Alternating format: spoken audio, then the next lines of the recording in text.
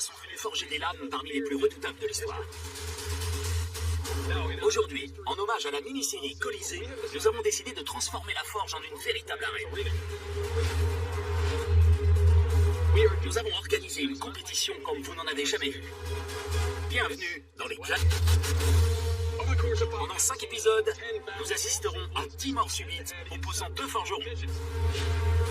Le vainqueur remportera le titre de gladiateur de la forge et un chèque de 5 000 $. Il pourra alors remettre son titre en jeu lors d'un nouveau duel. S'il l'emporte, il augmentera ses gains et pourra décrocher des bonus. Nous avons déjà assisté à 4 duels à la défaite d'un du nouveau champion. Félicitations, vous remportez un total de 10 000 $. Je suis là pour gagner. Mon objectif, c'est de remporter tous les duels des gladiateurs de la forge. Avec déjà 2 victoires à son actif, combien de temps Jesse survivra-t-il encore dans l'arène?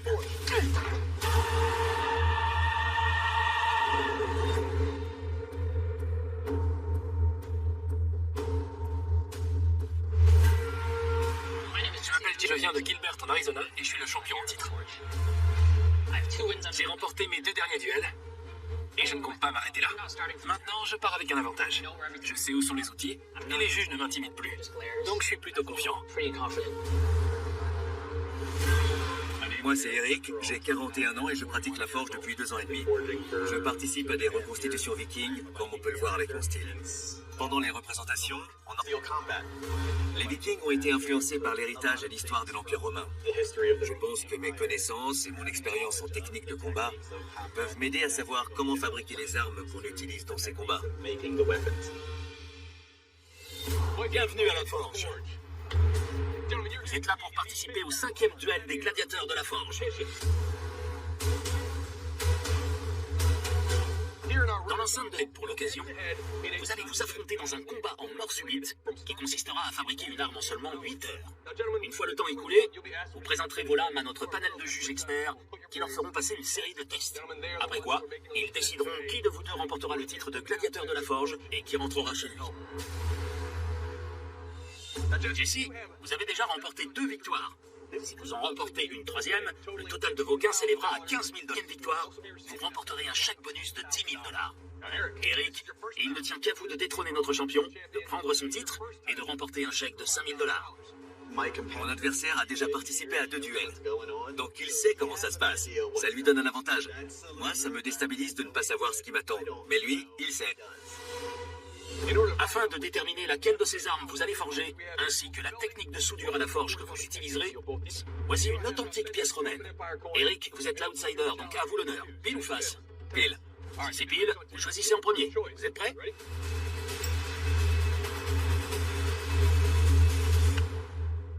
Face. Jesse, vous préférez choisir l'arme ou la technique de soudure? L'arme.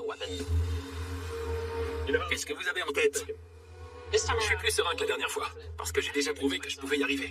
Là, je vais choisir la Sika. La Sika était l'arme de prédilection des gladiateurs thraces qui combattaient dans le Colisée au 1er siècle après Jésus-Christ. Avec sa grande lame incurvée à double tranchant, elle était conçue pour contourner les boucliers et infliger des coups mortels à l'ennemi. Bien que redoutable, sa forme unique s'est révélée particulièrement délicate à reproduire aux candidats de la forgeron. Messieurs, la Sika que vous forgerez aujourd'hui devra respecter les paramètres suivants. La longueur de la lame, mesurée de la pointe à la base, devra être comprise entre 48 et 53 cm. Elle devra présenter un double tranchant, une arête centrale et une inflexion anguleuse.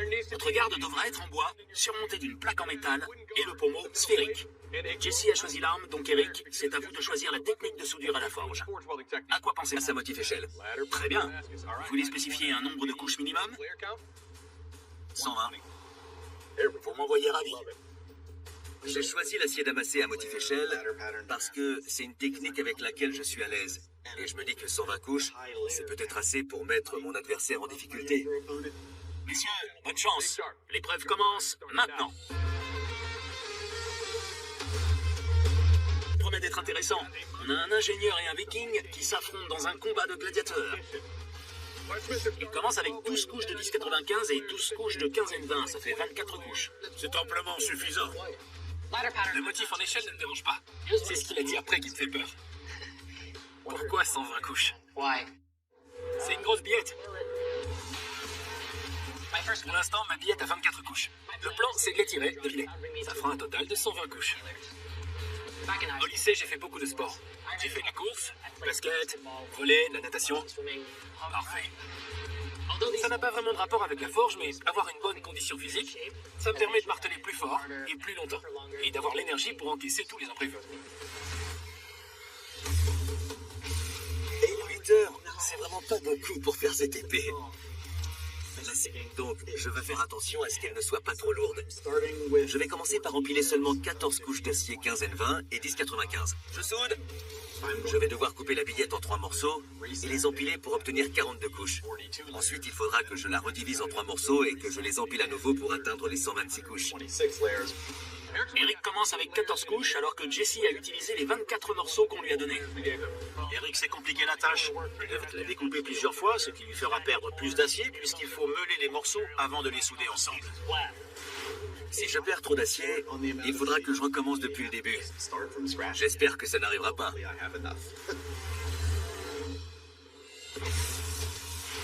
Jesse compresse un énorme bloc d'acier. C'est bien, les couches sont toujours alignées. Une fois que la soudure est faite, j'étire ma billette. Regardez la couleur de son acier. C'est très bien. Ma billette mesure environ 45 cm. Je vais la découper en 5 morceaux avec la scie à onglet.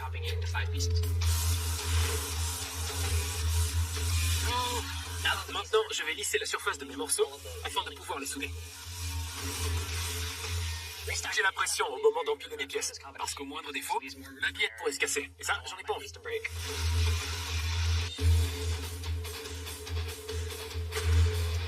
Eric fait sa soudure au marteau pour s'assurer que tout aille bien. Les couches sont soudées entre elles. Maintenant, il faut que j'étire ma billette. Je l'ai découpée en 3 morceaux. Je fais des points de soudure et je les remets dans la forge. Je vais devenir fou. Je réalise doucement que j'ai peut-être retiré trop d'acier sur ma billette. Regardez la billette d'Eric. Je pense qu'il n'aura pas suffisamment d'acier. 2 heures se sont écoulées. Il vous reste 6 heures. Je suis devant la presse et mes soudures ont l'air parfaites. Et puis ça me revient. Je dois faire le motif échelle. J'avais oublié. Quand il a réalisé le motif goutte d'eau, je n'avais jamais vu autant de trucs sur une billette. Donc je suis curieux. Je pourrais me servir d'une meuleuse d'angle, mais je déteste ça. Moi, je préfère la meuleuse à ruban. Ce qui m'inquiète, c'est que même s'il est en train de creuser des fentes dans son acier, il n'a pas encore la forme d'une lame. C'est encore une billette très épaisse. Après avoir aplati ma billette, je peux commencer à forger ma lame. C'est parti. Jesse se sert de l'enclume pour forger l'angle. Nos 2 candidats ont déjà découpé leur première. La différence, c'est que Jesse a une lame et Eric a une autre billette.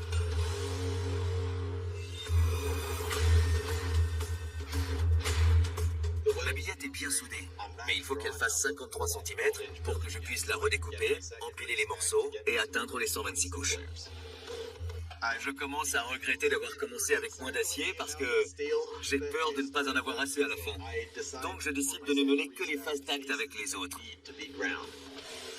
histoire d'économiser l'acier qu'il me reste sur les faces extérieures de ma billette. Et puis, à partir de maintenant, s'il fait la moindre erreur, il n'aura pas assez d'acier pour finir sa lame. J'ai essayé de garder le plus d'acier possible. J'espère que ce sera assez. Ma lame est prête. Maintenant, je dois faire le traitement thermique. Je n'ai jamais trempé. Je ne sais pas comment ils vont réagir à la trempe, ni si elle risque de se fissurer plus tard. En tout cas, si elle se fissure maintenant, je suis foutu. Jesse vient de tremper sa lame. C'est bon. Elle est trop belle. Je suis super confiant. Et quelle? Il vous reste 4 heures et 30 minutes. Je viens de terminer la 2e soude. C'est bon, j'ai atteint l'objectif des 120 couches. Maintenant, il me reste à l'étirer une dernière fois, mais là, c'est pour enfin commencer à forger une lame. J'ai entaillé ma lame pour former le motif échelle, et je continue de l'étirer pour qu'elle soit à la bonne taille. Mince. Mais il me manque encore 5 bons centimètres de longueur pour être dans les clous.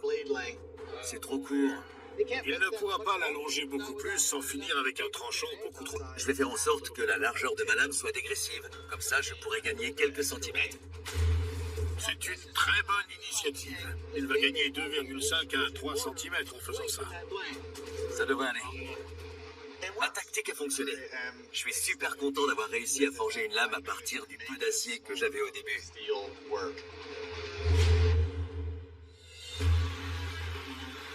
Il faut que j'aiguise. Mais elle a une forme spéciale.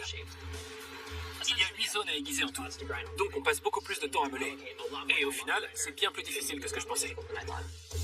C'est pas évident à aiguiser. Non, Ce que je ne comprends pas, c'est comment on fait pour meuler l'intérieur de l'inflexion.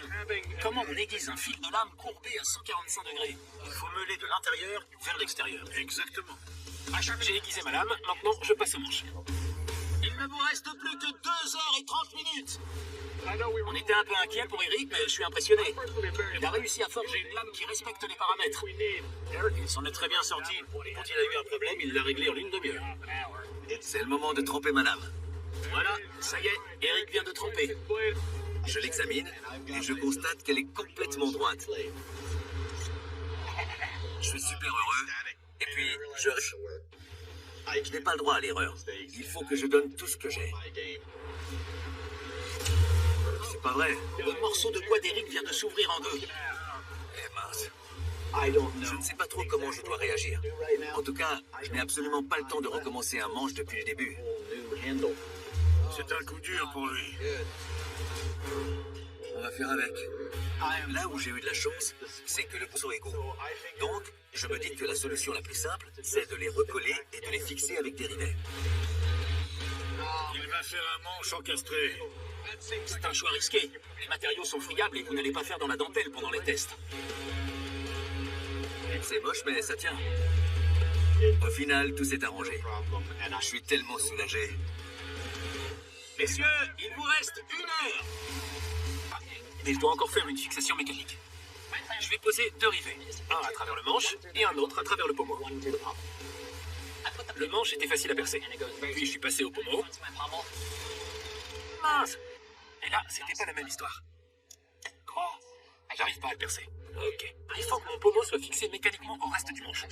Parce que s'il se détache pendant les tests, je vais me faire éliminer.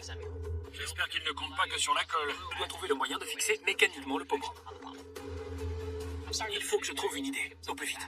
De tous les duels qu'on a pu disputer, je crois que c'est la première fois qu'on voit Jesse sous pression. J'ai choisi de poncer le pommeau et d'aller devant le poste à souder. Je vais faire un gros point de soudure sur la soie, un peu comme un nœud. Le pommeau ne bougera plus avec ça. Ce qui m'embête un peu, c'est que je n'ai pas l'impression que Jesse ait mis des rondelles autour de sa soie. Sur les tests. Il vous reste 15 minutes avant le début des tests. Là, je commence à stresser. Il faut que j'arrive à rendre mon manche fonctionnel. Ils ont tous les deux passé tellement de temps sur leur lame qu'ils en ont un peu négligé leur manche. Mon manche n'est vraiment pas joli, mais il est bien fixé. Et au point où j'en suis, c'est tout ce qui m'importe. Je dois encore aiguiser les bords de ma lame et je n'ai plus beaucoup de temps. Je meule l'intérieur de la courbe pour qu'elle soit le plus tranchante possible. J'espère que ce sera suffisant, mais on va le savoir bien assez vite.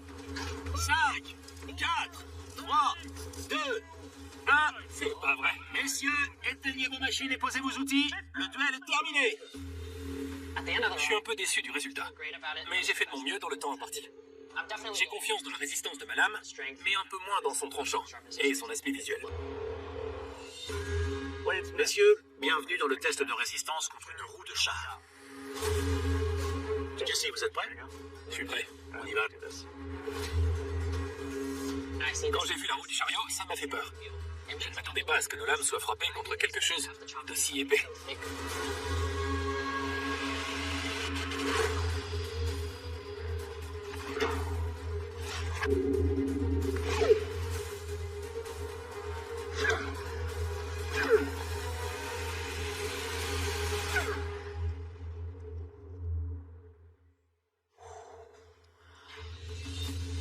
Beau travail, Jesse. Merci. Votre tranchant est intact et la lame est toujours droite. Il y a quelques soucis avec votre manche, notamment des éclaboussures de soudure MIG. J'aurais aussi aimé que vous preniez le temps de révéler votre lame à vif. Mais on le voit quand même, donc globalement c'est du bon travail. Merci. Eric, Vous êtes prêts? Oui, monsieur. D'accord, c'est noté. Je suis parti d'une petite quantité d'acier et j'ai réussi à en faire une lame. Mais je ne suis pas sûr à 100% qu'elle soit intacte à la fin du test de résistance. J'ai plus qu'à croiser les doigts.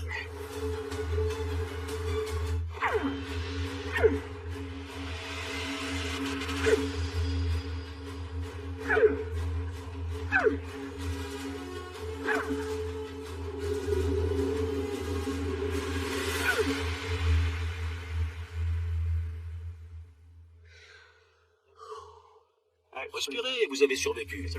Il y a quelques ébréchures, mais sinon le tranchant n'a pas bougé. Ce qui me dérange le plus, c'est votre manche. Après qu'il se soit cassé, il n'est pas parfaitement lisse. Mais ça ne m'a pas fait mal. Votre lame est toujours droite et elle est tranchante. Alors bon travail. Merci. Messieurs les gladiateurs de la forge, bienvenue au test de tranchant. Jesse, vous êtes prêts? Oui, alors c'est parti.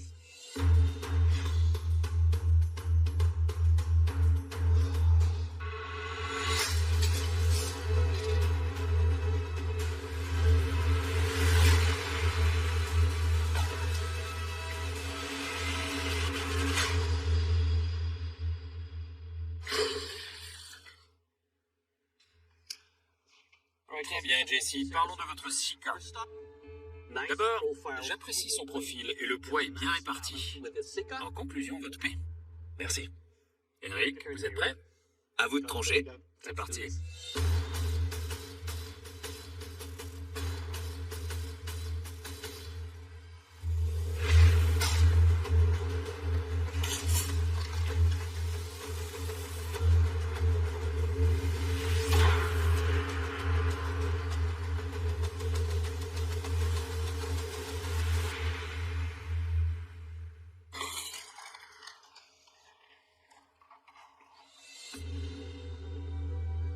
En ce qui concerne votre lame, elle est agréable à manier parce que son poids est bien équilibré.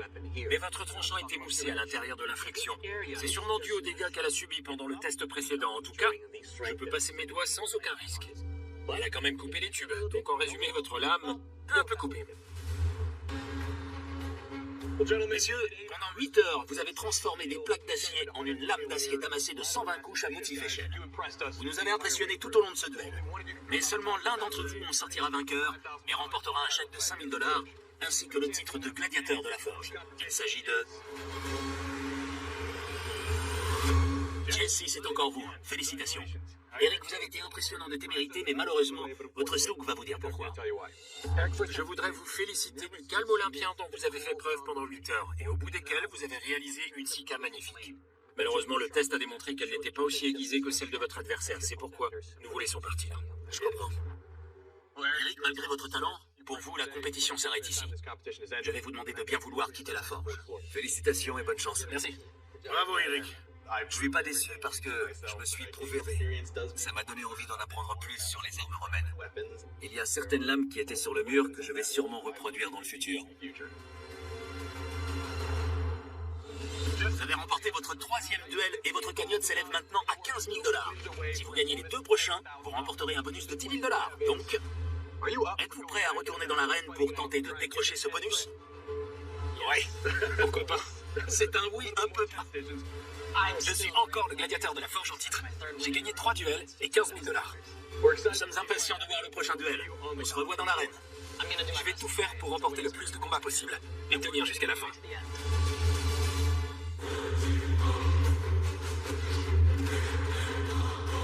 Je m'appelle Jason, j'ai 49 ans et je fais de la forge depuis 7 ans et j'habite à Oconomowoc dans le Wisconsin. Tout ce que je sais de l'Empire romain, mais je veux participer à ce tournoi parce que j'aime les duels. Il n'y a pas de malentendu, c'est toujours le meilleur qui gagne. Messieurs, bienvenue à la forge. Nous commençons aujourd'hui la 2e moitié de notre série de duels des gladiateurs de la forge. Jesse, si vous remportez ce duel, vous totaliserez un total de 20 000 $ et vous aurez la possibilité d'aller encore plus loin. Jason, il ne tient qu'à vous de faire tomber Jesse de son piédestal, de lui voler ça. Je ne prends pas du tout ça à la légère. Je vais tout faire pour réussir à le battre. Vous devrez forger l'une de ces armes que l'on peut retrouver dans la mini-série historique Colisée. C'est l'un de vous deux qui choisira. Tranchons ça à pile ou face.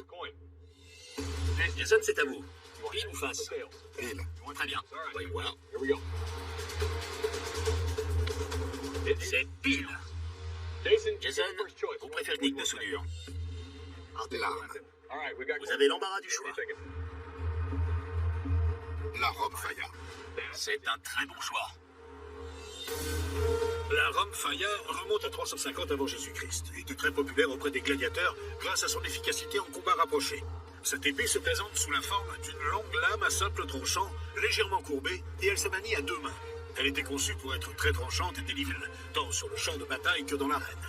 La Rome Faya a représenté un défi pour des candidats de la saison 4 en raison de la longueur de sa lame et de son manche. J'ai choisi la plus grande lame. Et en plus, elle a une courbure terrible. N'oubliez pas de respecter les paramètres suivants. La distance entre la pointe et la base de votre lame devra mesurer entre 69 et 74 cm. Votre lame tient simple tranchant. La profondeur de la courbure devra être comprise entre 4,5 et 5,7 cm. Et pour finir, votre manche devra mesurer entre 41 et 46 cm. Jesse, vous avez perdu à pile ou face, mais il vous reste à choisir la technique de soudure à la forge. J'ai fait de l'acier damassé les 3 dernières fois. Je vais faire un truc plus simple. Alors, le gomaille. Le gomaille est un très bon choix. Vous aurez 8 heures seulement pour réaliser votre Rome Faya avec la technique du gomaille. Bonne chance, les dents.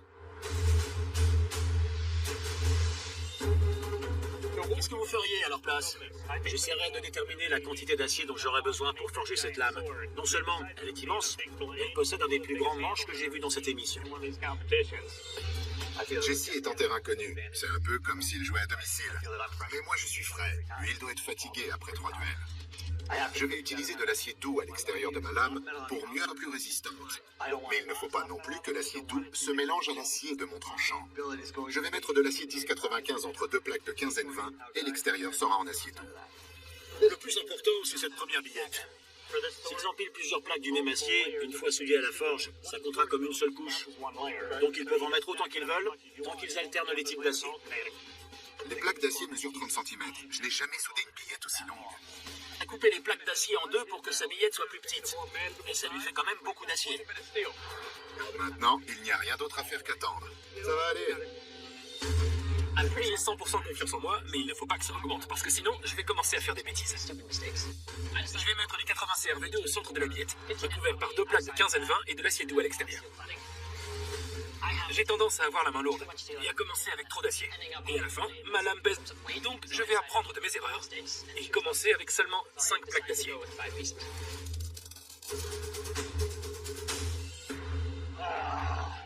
C'est très frustrant d'attendre que la billette chauffe. Je me sens complètement impuissant.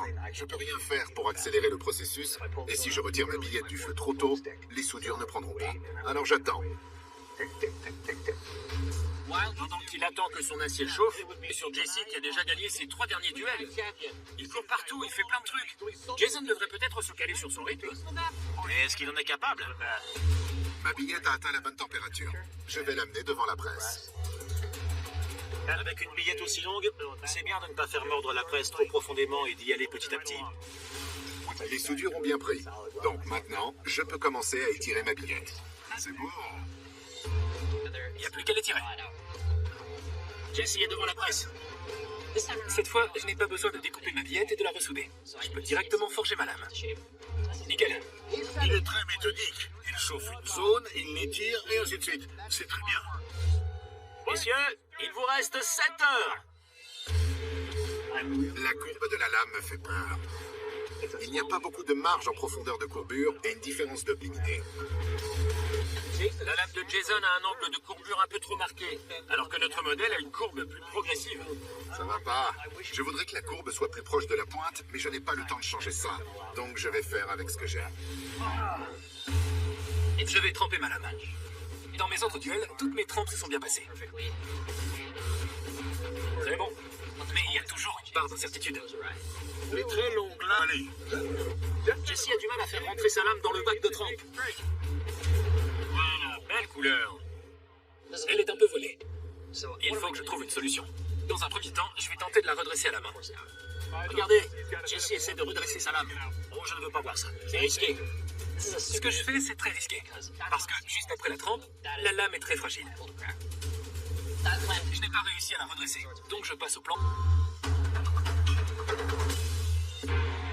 Avec les grandes lames, c'est difficile de maintenir une température homogène sur toute la longueur pour le traitement thermique. Mais si je n'y arrive pas, ma lame ne résistera pas à jet pendant les tests. La pointe de la lame de Jason commence déjà à dévier vers le bas. Il est très probable que sa lame soit fortement voilée après la trempe. Jason vient de tremper sa lame. Il y a plusieurs voilures sur moi. Je vais essayer de régler ça à la meuleuse avant de penser à une option plus radicale. On a 2 candidats occupés à redresser leur lame. J'étais devant la meuleuse et j'ai repéré un truc horrible sur ma lame. Il y a une fissure sur presque toute la longueur du dos de sa lame. Je suis dégoûté. C'est la pire chose qui pouvait m'arriver. Super. C'est le premier gros problème de Jesse. C'est peut-être la fin de son règne. Si je cassais au moindre choc. Et je n'ai pas le temps de refaire une lame. Il faut absolument trouver une solution. C'est horrible. J'ai passé en revue 10 millions de possibilités, et ma seule option, c'est de faire un cordon de soudure. Il fait une soudure MIG sur le dos de sa lame. C'est malin, ça. J'espère que ça passera. Messieurs, il vous reste 3 heures. C'est pas vrai. Ma lame est voilée, donc elle a plus de risques de se casser. Les dents ont déjà été éliminées à cause d'une lame voilée, donc je vais tout faire pour la redresser. C'est délicat. S'il change la profondeur de la courbure, ça modifie la longueur de la lame.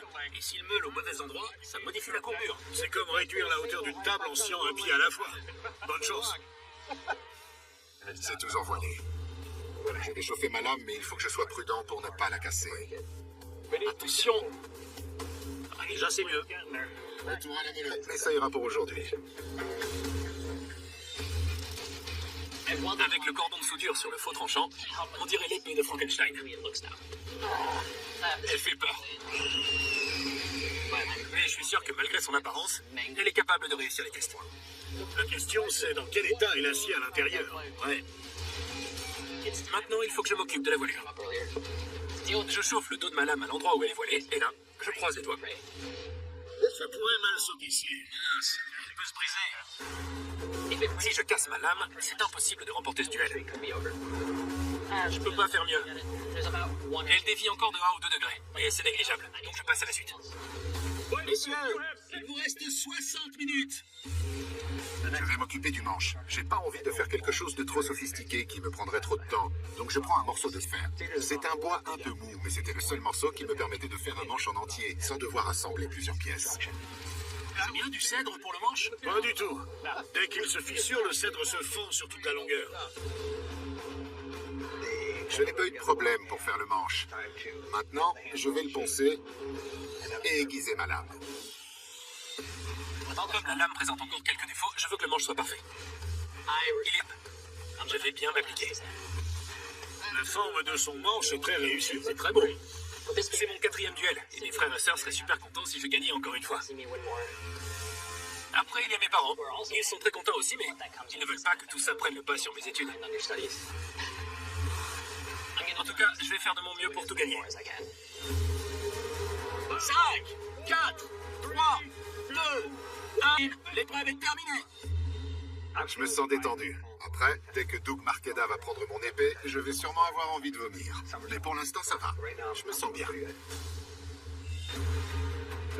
Messieurs les gladiateurs, bienvenue dans le test de létalité. Je vais utiliser vos Romfaya pour trancher dans cette carcasse. Jason, vous êtes prêts? Je n'attends que ça. Moi aussi, on y va. Elle était voilée et j'ai réussi à la redresser, même si c'est un point qui m'inquiète un peu. De toute façon, ça ne dépend plus de moi. Je vais juste savourer le moment.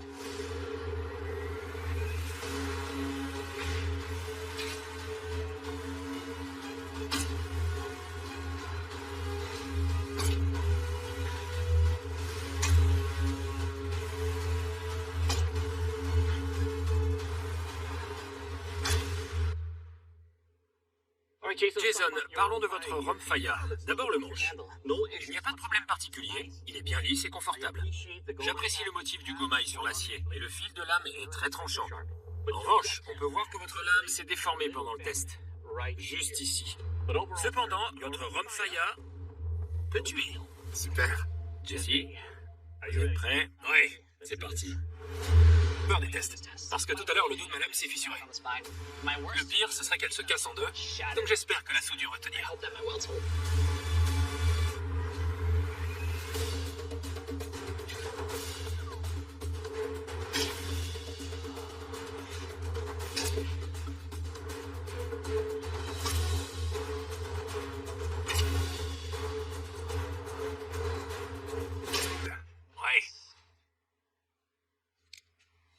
Jesse, en ce qui concerne notre Ramfaya, je trouve les lignes très épurées. Le manche est très agréable à prendre en main, et quand on manie votre épée, on peut presque ressentir le tranchant. Tout à l'heure, vous avez eu des problèmes avec le dos de votre lame, mais ça n'a eu aucune conséquence.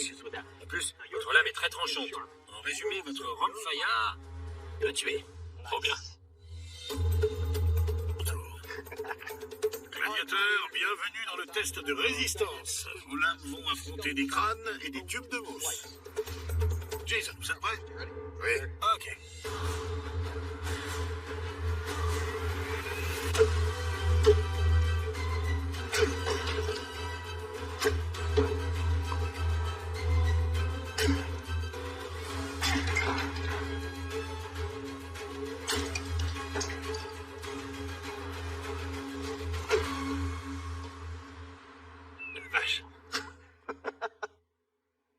Très bien, Jason.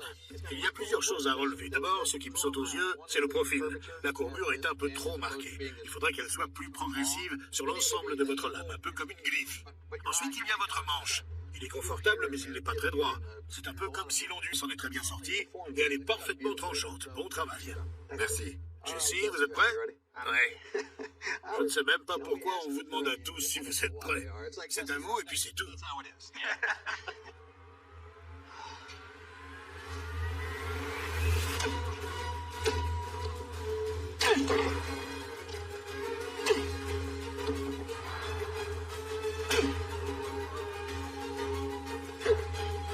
Oh mince.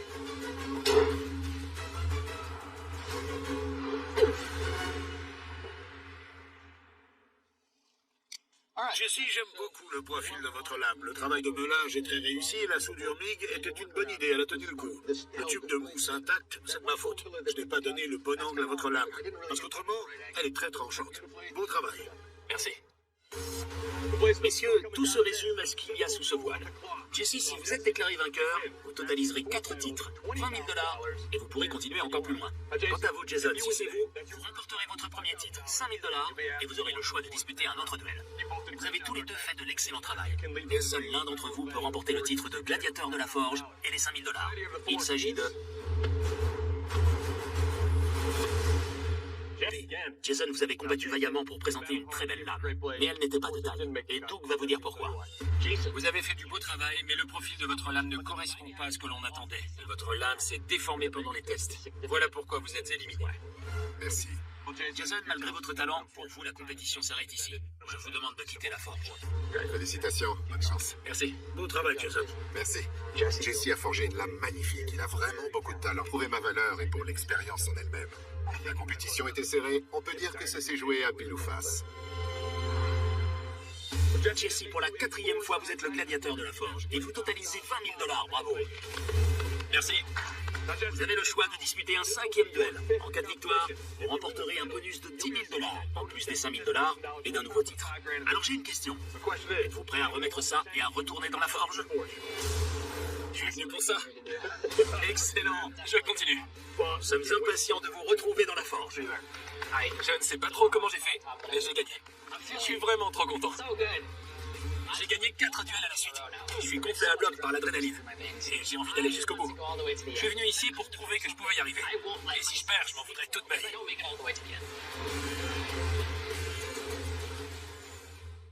Posé dans la précipitation, n'était pas terminé. Le matériau brut, mal ajusté et plein d'échardes, présentait un espace vide dangereux près de la garde. Dès que le juge tenta de le saisir fermement, il ressentit une douleur vive. L'arme était impraticable et dangereuse pour celui qui la maniait. La sécurité primant surtout, les juges durent se rendre à l'évidence. Il était impossible de tester l'arme de Thomas de manière équitable sans risquer une blessure. Avec beaucoup de regrets face à l'immense travail accompli, ils durent disqualifier Thomas. Le forgeron, bien que déçu, comprit parfaitement cette décision et se déclara extrêmement fier de son parcours.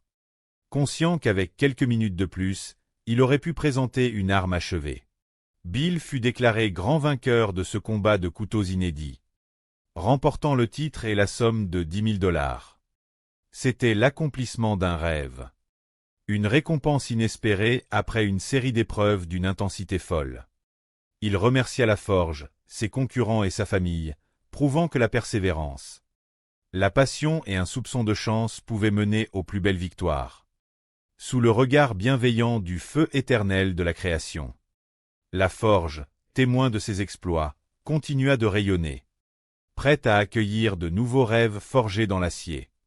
Le feu, majestueux et indomptable, crépitait encore, chantant la gloire de l'artisanat et la noblesse du travail manuel. Une symphonie éternelle de métal et de passion, réunissant des hommes venus de tous les horizons pour célébrer la beauté brute de la création. L'écho des marteaux résonnerait longtemps dans leur mémoire. Un rappel joyeux de ces heures intenses où l'amitié, le respect et le talent avaient triomphé, illuminant cette compétition d'une humanité chaleureuse et inspirante. C'était la magie de la forge, une magie qui transformait non seulement l'acier, mais aussi les cœurs, gravant dans le marbre de leurs souvenirs une aventure humaine inoubliable. Saine, joyeuse et profondément merveilleuse. C'est ainsi que s'achevait cette grande célébration de l'artisanat, laissant place à la sérénité et à la satisfaction du travail accompli avec honneur et amour. Et alors que les lumières de l'atelier baissaient doucement, la chaleur restait, bienveillante, promettant de nouvelles aventures, de nouvelles créations, et d'infinies possibilités offertes par l'union merveilleuse de l'homme, du feu et de la volonté. L'air de la forge était chargé d'une chaleur vibrante et d'une excitation palpable. Sous les projecteurs éblouissants, 4 passionnés du métal se tenaient prêts à transformer des blocs d'acier brut en véritables œuvres d'art. L'atmosphère n'était pas à la rivalité féroce, mais plutôt à une camaraderie joyeuse. Celle de créateurs unis par le même amour de l'artisanat. Paul Raspe, un ingénieur électricien de 42 ans ayant travaillé pour la grande agence spatiale, souriait avec une assurance sereine. Sa compréhension intime des phénomènes physiques et des traitements thermiques lui donnait un avantage certain. À ses côtés se trouvait Cody Adelson, un jeune homme de 29 ans, forgeron amateur depuis 2 ans, dont les yeux brillaient d'une détermination tranquille. Il avait été guidé par un ancien grand vainqueur de tournois et portait en lui un profond respect pour la tradition. Gary Riemann, 23 ans et déjà 5 années d'expérience, apportait une touche d'humour léger. Pour lui, la forge était un lieu de joie et de partage. Un véritable rassemblement d'esprits brillants et de passionnés, ou comme il aimait le dire, un grand repère de passionnés. Le 4e participant, Tim, observait les enclumes recouvertes d'un drap avec une curiosité pétillante. La voix chaleureuse du présentateur résonna dans le grand atelier, souhaitant la bienvenue à ces 4 artisans exceptionnels. Ils étaient sur le point de participer à une célébration de la forge en 3 étapes fascinantes. À l'issue de chaque étape, les juges bienveillants évalueraient les créations pour désigner le meilleur d'entre eux, qui repartirait avec un magnifique chèque de $10 000 pour soutenir ses futurs projets. Les draps furent retirés, révélant 2 petits récipients et 2 morceaux d'acier provenant de sacs de frappe. Le premier défi était ambitieux et stimulant, forger non pas un, mais 2 couteaux identiques en acier de Damas dans une boîte, le tout en seulement 3 heures. Les lames devaient mesurer entre 18 et 23 cm. Ceux qui franchiraient cette étape auraient l'opportunité d'ajouter un manche pour en faire des outils fonctionnels. Le chronomètre démarra dans un élan d'énergie positive. La tâche était colossale, mais l'enthousiasme des forgerons balaya toute hésitation. Cody nettoya méticuleusement l'intérieur de ses récipients avec de l'acétone, sachant que la propreté était le secret d'une soudure parfaite. Paul, fort de son esprit d'ingénieur, plaça toutes les pièces d'un type d'acier dans une boîte et le reste dans l'autre, espérant créer une harmonie visuelle captivante. Gary, emporté par son élan créatif, choisit de faire confiance à son intuition et souda rapidement espérant que la magie du feu opérerait. Le ballet des flammes et des marteaux commença. Les fours rougeoyaient, atteignant des températures vertigineuses. Paul surveillait la couleur de son métal, cherchant cette teinte dorée parfaite. Semblable à du beurre fondu, signe que l'acier était prêt à s'unir. Avec une précision chirurgicale, il passa son bloc sous la presse, appliquant une compression douce mais ferme sur chaque face. Cody, tout aussi concentré, fit preuve d'une délicatesse admirable lors de son premier pressage, obtenant une soudure solide qui le remplit d'une joie immense. Cependant, la forge enseigne toujours la patience et l'humilité. Gary découvrit une petite séparation dans les couches de son acier. Un défaut de soudure qui menaçait la solidité de sa lame. Loin de se laisser abattre, il garda le sourire et chercha des solutions créatives pour combler ce vide, refusant de céder au découragement. Le temps filait à une vitesse folle. Les forgerons étiraient le métal, lui donnaient forme, harmonisant les courbes et les pointes. Tim eut l'idée brillante de lier ces deux lames ensemble lors du meulage pour s'assurer qu'elles soient parfaitement identiques. Les traitements thermiques se succédèrent. Des moments de suspense où l'acier est plongé dans l'huile pour acquérir sa dureté finale. Cody, Paul et Tim réussirent cette étape cruciale avec brio, obtenant des lames droites et robustes. Lorsque le temps fut écoulé, les participants posèrent leurs outils, fiers du travail accompli. Les juges, avec leur expertise bienveillante, examinèrent chaque pièce. Tim présenta des lames aux moutures légèrement irrégulières mais pleines de potentiel. Paul offrit un travail solide et très similaire d'une lame à l'autre. Cody impressionna avec des lames droites, lisses et presque parfaites. Malheureusement, les petites séparations dans l'acier de Gary compromettaient la structure de son couteau. Avec beaucoup de douceur, les juges lui annoncèrent qu'il ne pourrait pas continuer l'aventure.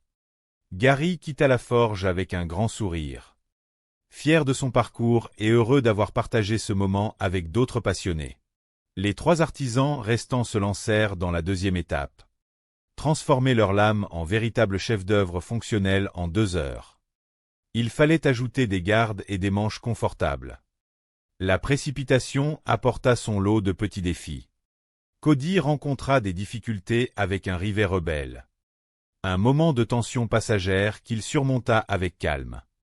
Paul, toujours aussi méthodique, façonna ses manches avec soin, s'assurant qu'ils offraient une prise en main agréable. Tim lutta un peu avec les proportions de ses manches, qu'il jugeait lui-même un peu trop massifs. Lors des tests de performance, qui visaient à évaluer la solidité et le tranchant sur des matériaux résistants, les créations de Paul et de Cody brillèrent par leur efficacité et leur résistance. Les couteaux de Tim, bien que tranchants, souffraient de manches trop volumineux qui rendaient leur utilisation inconfortable. C'est avec beaucoup de respect et de mots d'encouragement que les juges demandèrent à Tim de se retirer. Le forgeron accepta la décision avec philosophie, affirmant que la victoire est éphémère mais que l'apprentissage est éternel, et qu'il forgerait jusqu'à la fin de ses jours. La grande finale opposait désormais Paul et Cody, 2 talents exceptionnels appelés à rentrer chez eux pour forger pendant 4 jours une arme historique légendaire. La 5DA, une épée noble de la Renaissance italienne. Célèbre pour sa lame triangulaire large de 5 doigts à la base et ses nombreuses rainures élégantes. Les 2 hommes se lancèrent dans ce projet avec une passion débordante. Cody, maître de l'acier de Damas, décida de créer un motif complexe composé de 155 couches, alliant différentes nuances d'acier pour un résultat éblouissant. Il surmonta les défis techniques avec la grâce d'un artisan chevronné. Paul, après une première tentative d'acier de Damas, le Benjamin de l'épreuve à seulement 18 ans, débordait d'enthousiasme. J'ai découvert cet univers grâce à une vidéo, et j'ai commencé à forger le lendemain, expliqua-t-il avec fierté. J'ai tout appris par moi-même. Il brandissait une robuste machette forgée à partir d'un ressort de suspension automobile. Thomas Franklin, 34 ans, grand amateur de gastronomie, avait conjugué ces 2 passions.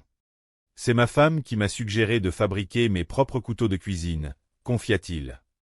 Il présentait un élégant couteau de chef en acier au carbone, agrémenté de rivets en maillechort. Enfin, Carrie O'Connor, 45 ans et professeur d'arts martiaux, affichait une concentration N. Mon expérience martiale m'aide à gérer le stress de la forge, expliqua-t-il calmement. Il avait forgé un majestueux kinjal géorgien, avec un manche en séquoia et une finition brute de forge pleine de caractère. Le présentateur, avec son énergie communicative, expliqua les règles redoutables de cette première épreuve. Leurs armes personnelles allaient être testées sur un imposant bloc de glace. La résistance de l'acier et la fiabilité du manche allaient être poussées dans leur retranchement. Le juge s'empara de l'arme de Bill et frappa la glace avec vigueur. Le damas de Bill encaissa les chocs avec une solidité admirable, traversant la matière sans plier ni se briser. Le juge nota simplement que le manche aurait mérité une courbure plus prononcée pour assurer une meilleure prise en main lors des frappes lourdes. Ce fut ensuite le tour de Rhys. Sa machette démontra une belle résilience, le tranchant ne broncha pas. Malheureusement, le manche s'avéra beaucoup trop petit et fin, rendant la prise en main désagréable, voire douloureuse, lors de l'impact. Le couteau de cuisine de Thomas surprit par sa robustesse, ne subissant aucun dommage malgré sa vocation initiale, avec un manche parfaitement proportionné. Enfin, le kinjal de Carrie passa le test avec succès, léger, tranchant et fonctionnel. Bien que le juge estimât qu'un peu plus de volume sur le manche aurait été préférable. La première décision tomba, implacable. Rhys dut quitter la compétition. Son arme avait tenu le choc, mais son ergonomie, jugée trop simpliste et inconfortable, l'avait pénalisé face à des artisans plus expérimentés. Le jeune homme partit sans amertume, le sourire aux lèvres, ravi d'avoir pu participer et promettant de retourner immédiatement forger de plus grands manches. Bill, Thomas et Carrie avançaient vers la deuxième manche, un défi de rapidité fulgurante. Ils disposaient de seulement 2 heures pour forger une dague de poussée. Une arme de contact rapprochée, redoutable et compacte. La lame devait mesurer entre 10 et 12 cm. Comporter un double tranchant avec une pointe centrale, et surtout, être trempé avant la fin du temps imparti. Les artisans se regardèrent, conscients de l'énormité de la tâche. Ils devaient utiliser des barres d'acier au carbone pour créer leurs œuvres. La forge s'embrasa. Gary, le plus rapide, se lança dans l'arène. Le défi était titanesque, réalisé en 2 heures ce qui en demandait normalement 3. Bill, confiant, élabora un plan ambitieux. Il allait utiliser seulement un tiers de l'acier disponible pour gagner du temps. Il nettoya minutieusement ses plaques d'acier, conscient que la moindre trace d'oxyde de fer ruinerait la soudure à la forge. Mais, dans le feu de l'action, il se retrouva avec 3 fois trop de matière, compliquant considérablement son assemblage. Thomas opta pour la prudence. Il laissa son acier chauffer lentement dans le four, attendant le moment idéal pour garantir une soudure parfaite, évitant ainsi les fissures redoutées. Sa patience porta ses fruits, et il put rapidement étirer son bloc sous la presse pneumatique. Pour Bill, la précipitation faillit être fatale. Lors d'un passage sous la presse, il appuya trop fort et son bloc d'acier se fissura. Perseverant dangerousement. Le retard s'accumulait. Après un bref moment d'abattement, il trouva la force de réagir. Il appliqua du flux de soudure, replaça son bloc dans le four et parvint miraculeusement à sauver sa lame. Cependant, l'acier était encore beaucoup trop épais, et il passa un temps infini à tenter de le réduire, pensant même à abandonner, avant que la pensée de sa famille, qui avait inscrit des mots d'encouragement sur ses gants, ne lui redonne du courage. Carrie, toujours en quête de défis esthétiques, se lança dans la réalisation d'un damas torsadé. Une technique rapide mais risquée. Son audace paya, et il obtint un magnifique motif. La difficulté de la dague de poussée résidait dans son manche perpendiculaire à la lame. Carrie choisit de réaliser une soie cachée, allongeant le métal pour traverser le futur manche. Il avança à un rythme impressionnant. À l'approche des 30 dernières minutes, la tension était à son comble. Thomas meulait frénétiquement sa lame. Bill réalisait qu'il n'aurait jamais le temps de créer les biseaux de sa dague. se contentant d'affiner la pointe. Le moment critique de la trempe arriva. Un acier mal préparé pouvait se briser en 1000 morceaux lors du choc thermique. Miraculeusement, les 3 artisans réussirent leur trempe avec succès. Leur lame était droite et solide. Le chronomètre s'arrêta. La deuxième manche était terminée. Les juges examinèrent les ébauches. Carrie présenta une belle lame torsadée, très pointue.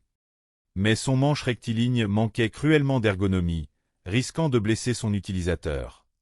Thomas offrit un travail remarquable, avec une belle symétrie, laissant présager un excellent résultat final. Bill, quant à lui, présenta une arme solide grâce à son damas torsadé. Mais la lame était totalement dépourvue de biseau, ressemblant davantage à un bloc de métal pointu qu'à un véritable couteau. Après une longue délibération, les juges durent trancher. Malgré la beauté de son motif torsadé, Carrie fut éliminé. Son manche rectiligne était trop imposant par rapport à la lame.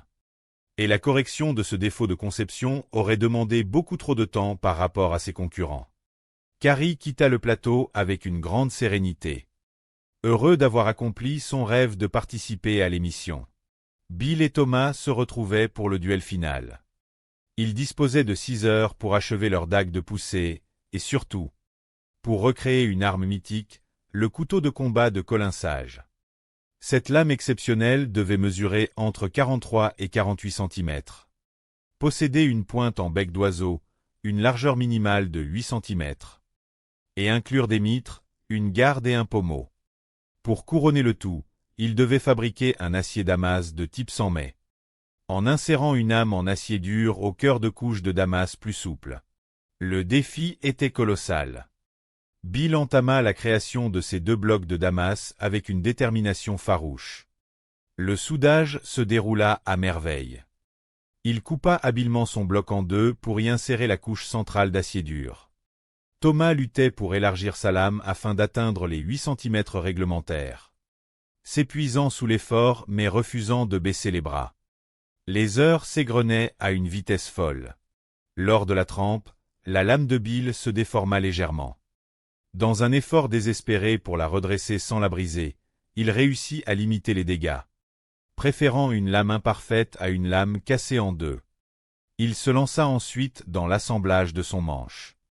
Voulant gagner du temps, il refroidit son pommeau dans l'eau après l'avoir soudé. Le choc thermique fragilisa la soudure, et le pommeau cassa net lors du vissage. La panique l'envahit un instant, mais il se ressaisit, nettoya les pièces, refit la soudure et laissa le métal refroidir naturellement cette fois.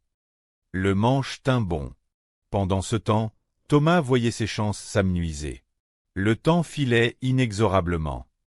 Il courut chercher du micarta pour le manche de son couteau de combat, mais peina à le percer correctement. Il dut laisser sa dague de pousser avec une finition très rudimentaire pour se concentrer sur son arme principale. Les dernières minutes furent une course effrénée contre la montre. Il fixa son pommeau à la hâte, courut meuler sa lame. Mais le temps lui manqua cruellement pour peaufiner l'ergonomie de son manche. Le coup de sifflet final retentit. Les 2 artisans posèrent leurs outils, épuisés mais soulagés d'avoir terminé. Les tests ultimes commencèrent sur un mannequin balistique redoutable. Bill présenta ses 2 armes. Sa dague de poussée s'avéra redoutablement efficace et confortable. Son couteau de combat géant, bien qu'extrêmement lourd et difficile à manier en raison de son manche mal contourné, délivra des frappes d'une puissance dévastatrice, tranchant la matière sans sourciller. Ses lames étaient d'une létalité incontestable. Thomas s'avança à son tour. Malheureusement, son manche en mi-carton reprenait ses droits. Cody adorait ce genre de défi. Ajouter une garde testait véritablement les compétences de finition d'un artisan.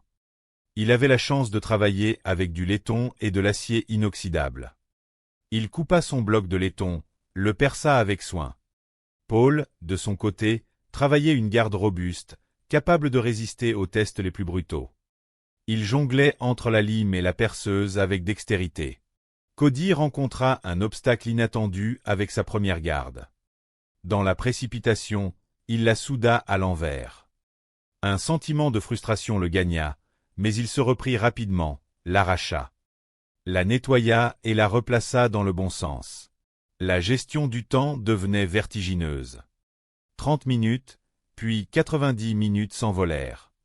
Les gardes étaient fixés, il fallait maintenant sculpter les manches.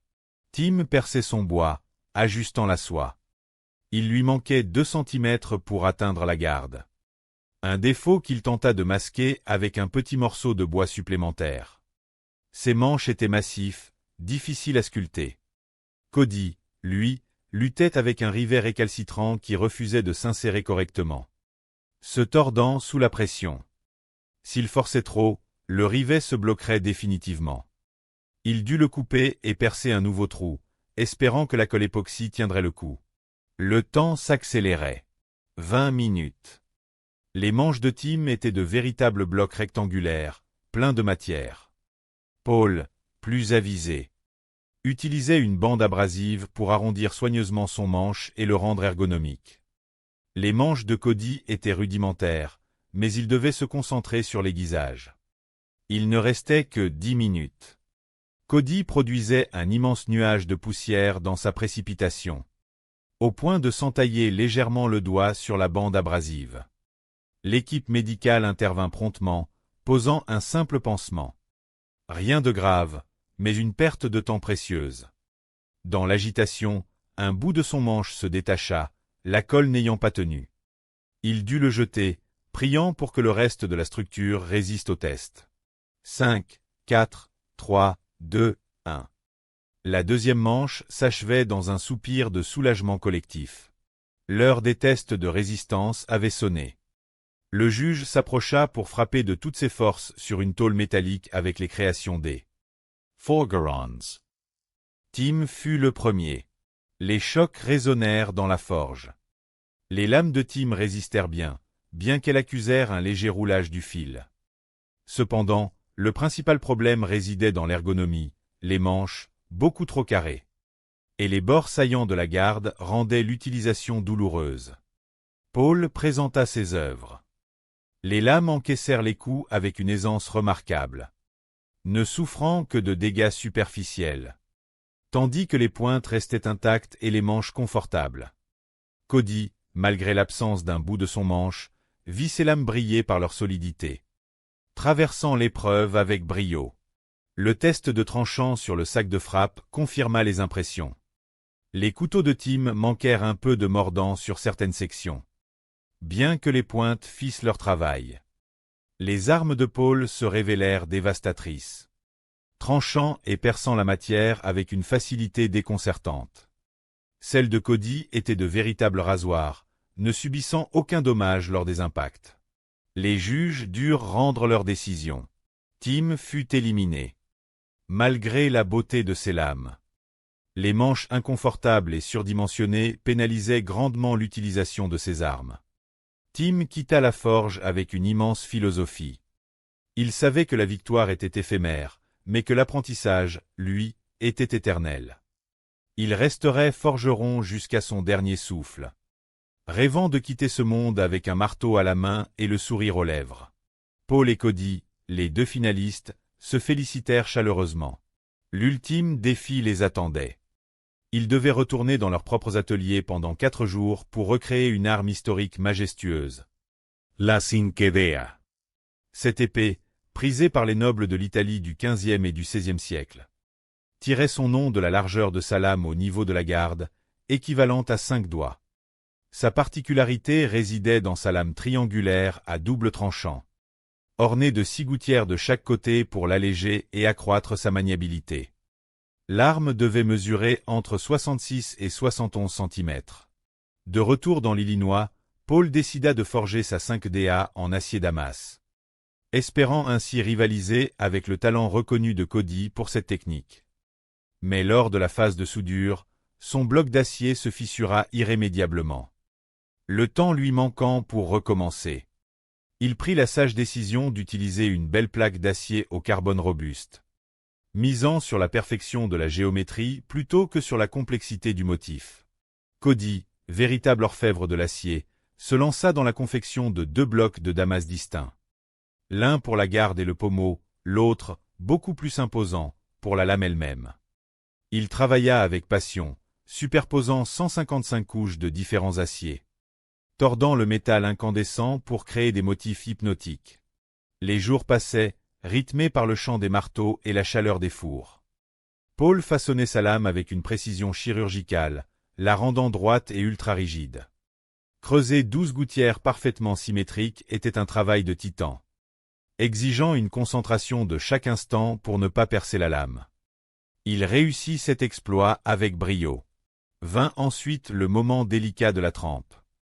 Son four personnel était légèrement trop petit pour la lame monumentale. Avec ingéniosité, il calfeutra l'ouverture avec de la fibre de verre pour conserver la chaleur. La lame sortit du bain d'huile sans un bruit suspect, droite et résistante. Pour son manche, Paul décida d'incorporer des éléments de ses couteaux de la première manche, ajoutant une touche personnelle et symbolique à son œuvre. Cody avançait également à grands pas. Sa lame en damas était d'une beauté à couper le souffle. Il façonna une garde imposante, respectant la règle des 5 doigts de large, et finalisa un manche élégant. Confiant en ses capacités, il se préparait pour le face-à-face final. De retour à la forge principale, les 2 finalistes présentèrent leur chef-d'œuvre. La 5DA de Paul, en acier à haute teneur en carbone, arborait un manche orné d'acier damas et de crochets de pêche, une véritable œuvre d'art robuste.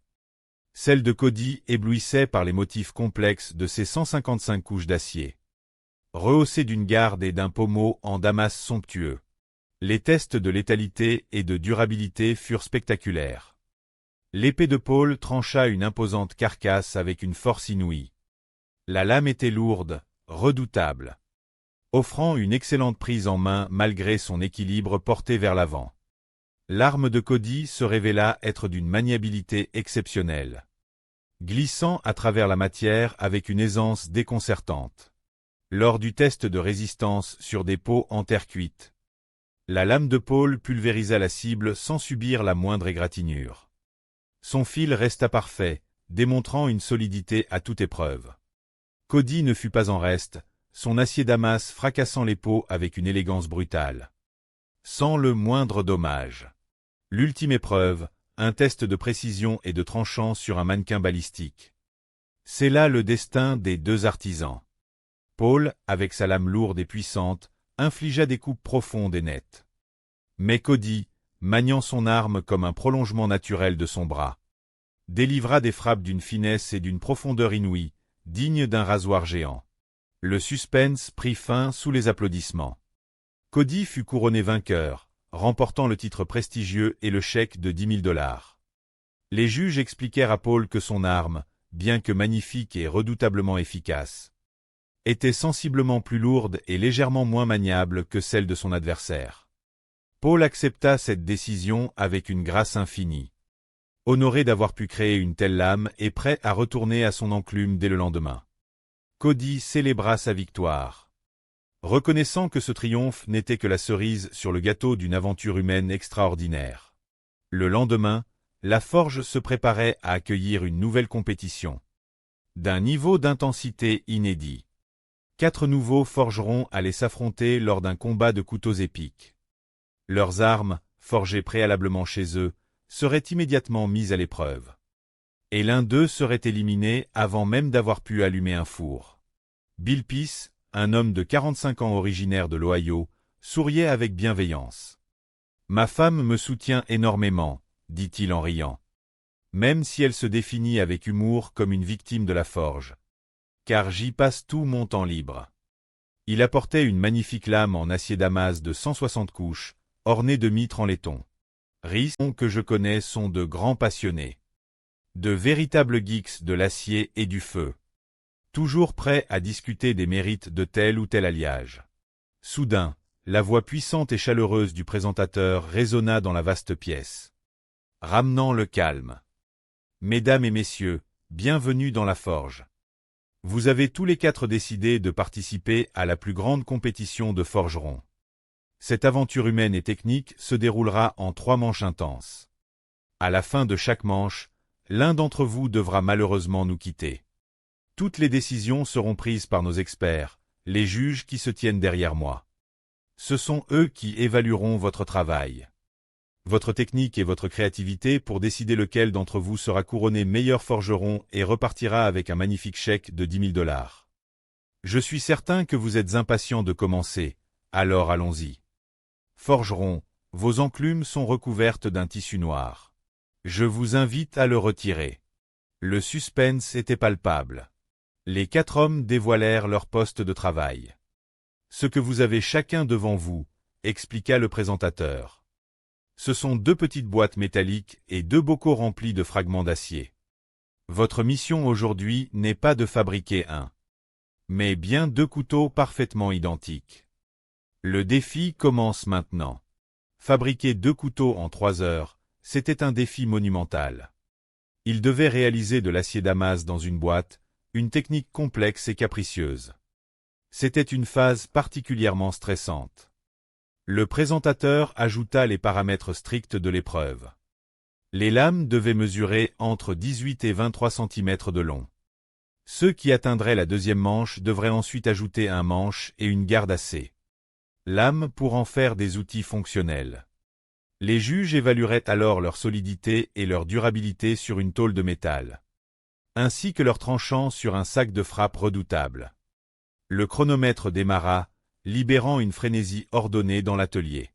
2 morceaux d'acier provenant d'un sac de frappe, c'était tout à fait inhabituel. Murmura l'un des juges. Les forgerons allaient devoir mener plusieurs tâches de front. Paul décida de s'occuper d'abord de la préparation minutieuse des matériaux. Il y avait largement assez d'acier pour forger de belles lames de 20 cm. En temps normal, la plupart d'entre eux fabriquaient un couteau par mois.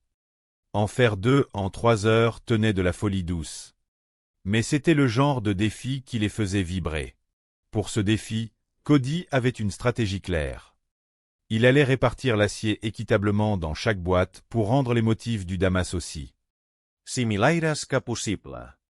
Il veilla à bien fermer les boîtes, tout en laissant une infime ouverture pour éviter que la pression interne ne fasse exploser le couvercle sous l'effet de la chaleur extrême. Il plaça les 2 boîtes dans le four rugissant en même temps. Il était confiant dans sa capacité à terminer une lame.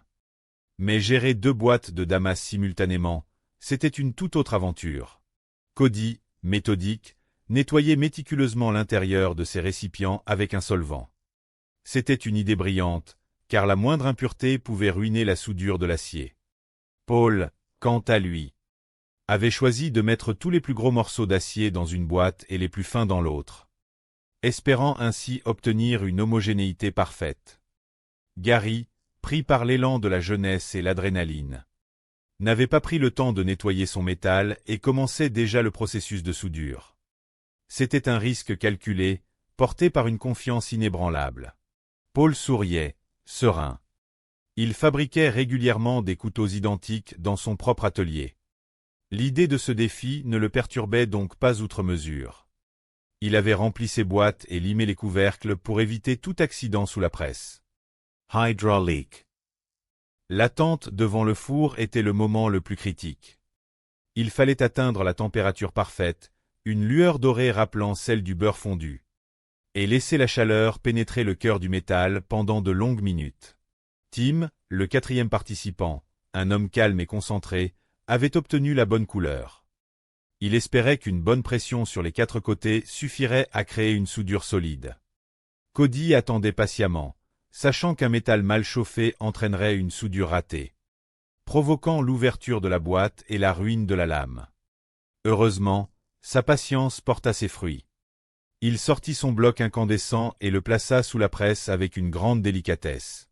Gary, toujours pressé, s'était précipité vers la grande presse bleue. Les juges, observateurs attentifs, remarquèrent que son acier semblait manquer de chaleur. La machine écrase le métal en faisant céder les parois de la boîte. L'aspect de l'acier de Gary ne semblait pas solide.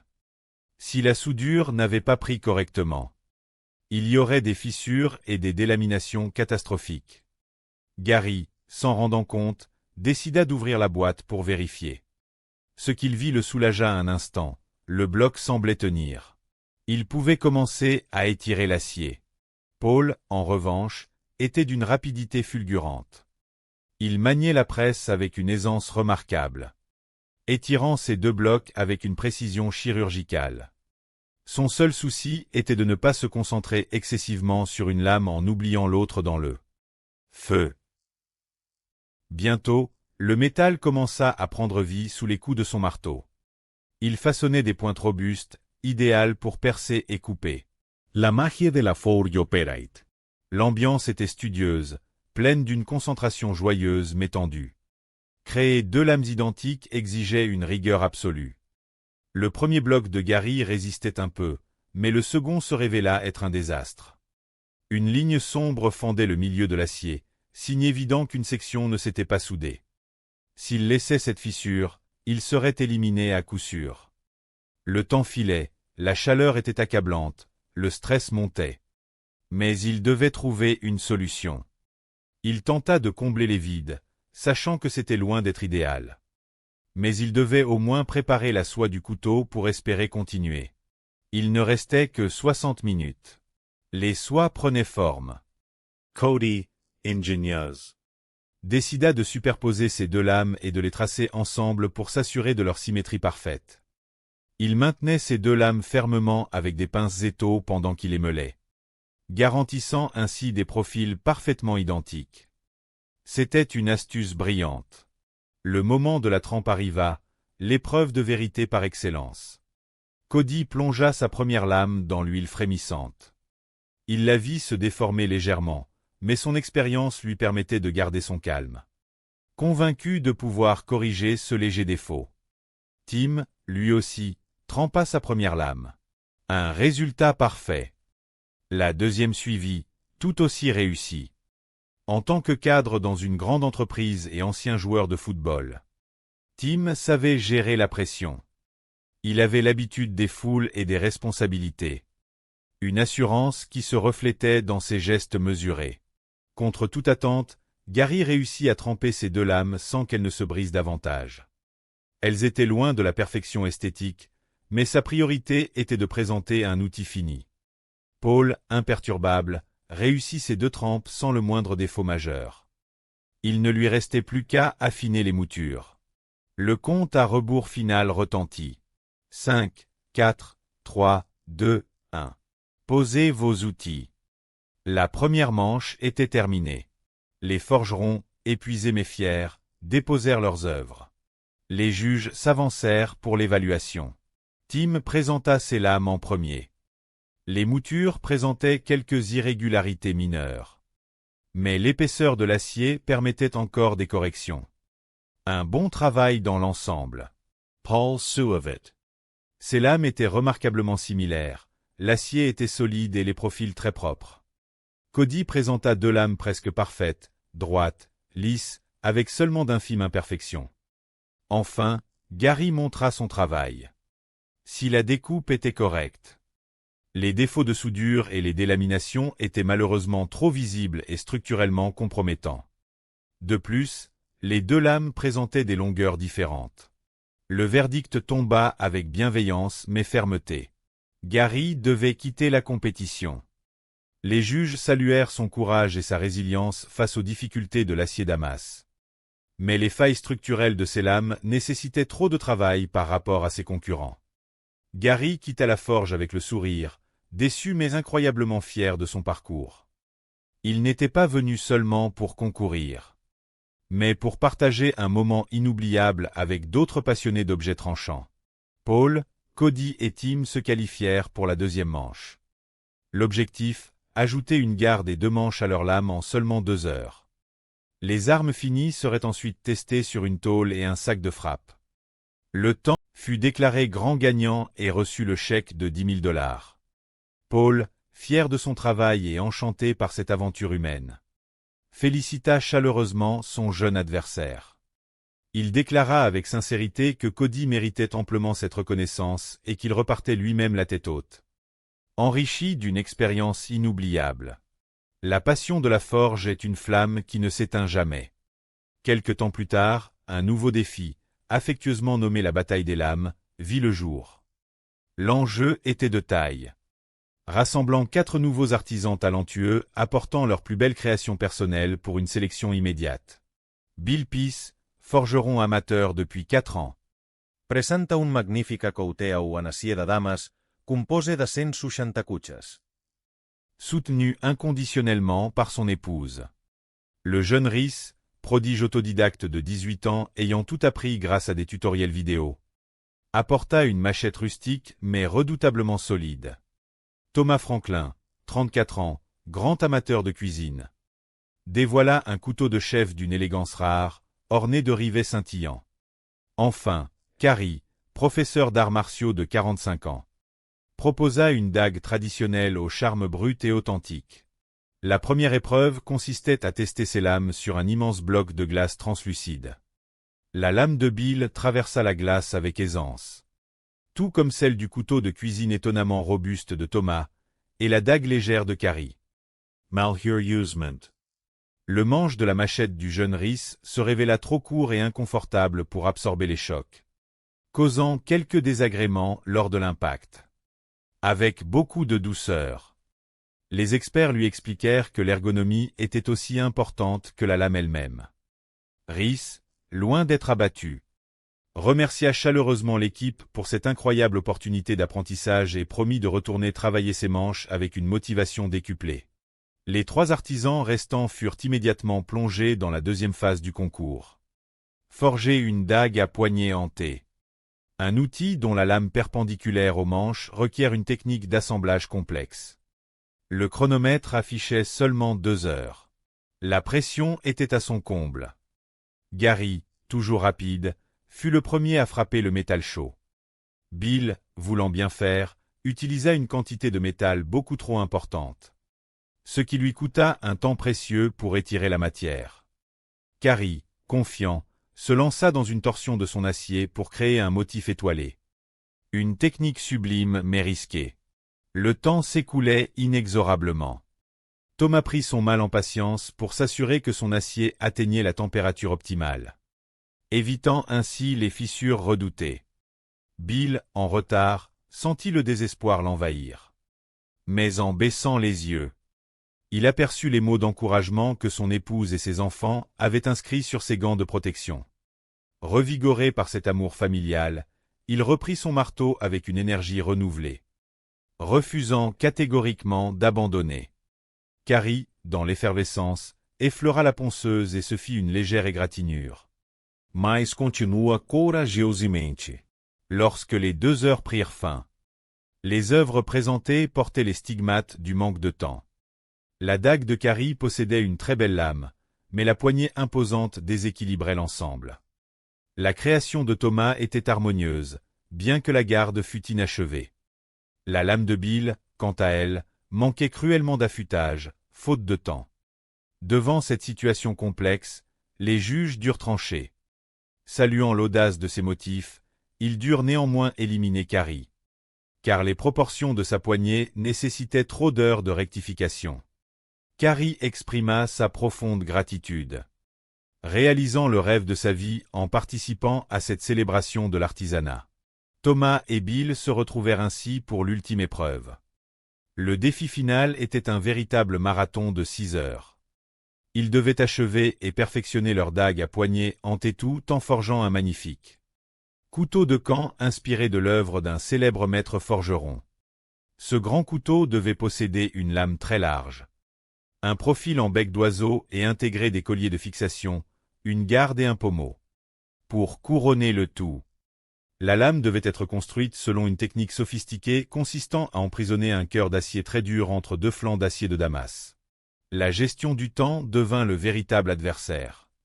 Bill, tirant les leçons de ses erreurs passées, jongla magistralement entre la fabrication de son acier complexe et l'amélioration de sa dague. Thomas avança à un rythme constant, mais la réalisation des biseaux sur une lame aussi large lui demanda un effort physique colossal. Les étapes de trempe se déroulèrent avec succès pour les 2 hommes, les lames ressortant solides et saines. Cependant, la construction des manches apporta son lot de drames. En tentant de fixer son pommeau, Bill utilisa un refroidissement à l'eau trop brusque, provoquant une rupture nette du filetage. Sans perdre son sang-froid, il analysa la situation, répara la tige métallique et appliqua un refroidissement lent, sauvant ainsi son projet. Thomas, de son côté, luttait avec un bloc de résine ultra-résistante pour façonner son manche. L'outil refusait de se laisser percer aisément. Les minutes s'égrenaient, impitoyables. À l'issue des 6 heures de travail acharné, les 2 artisans étaient épuisés mais fiers. Vint l'heure des tests de performance. Bill présenta une dague à poignée hantée parfaitement fonctionnelle, confortable, qui trancha les cibles sans la moindre égratignure. Son grand couteau, bien que lourd et doté d'un manche un peu brut, fit preuve d'une redoutable efficacité, coupant profondément avec une puissance impressionnante.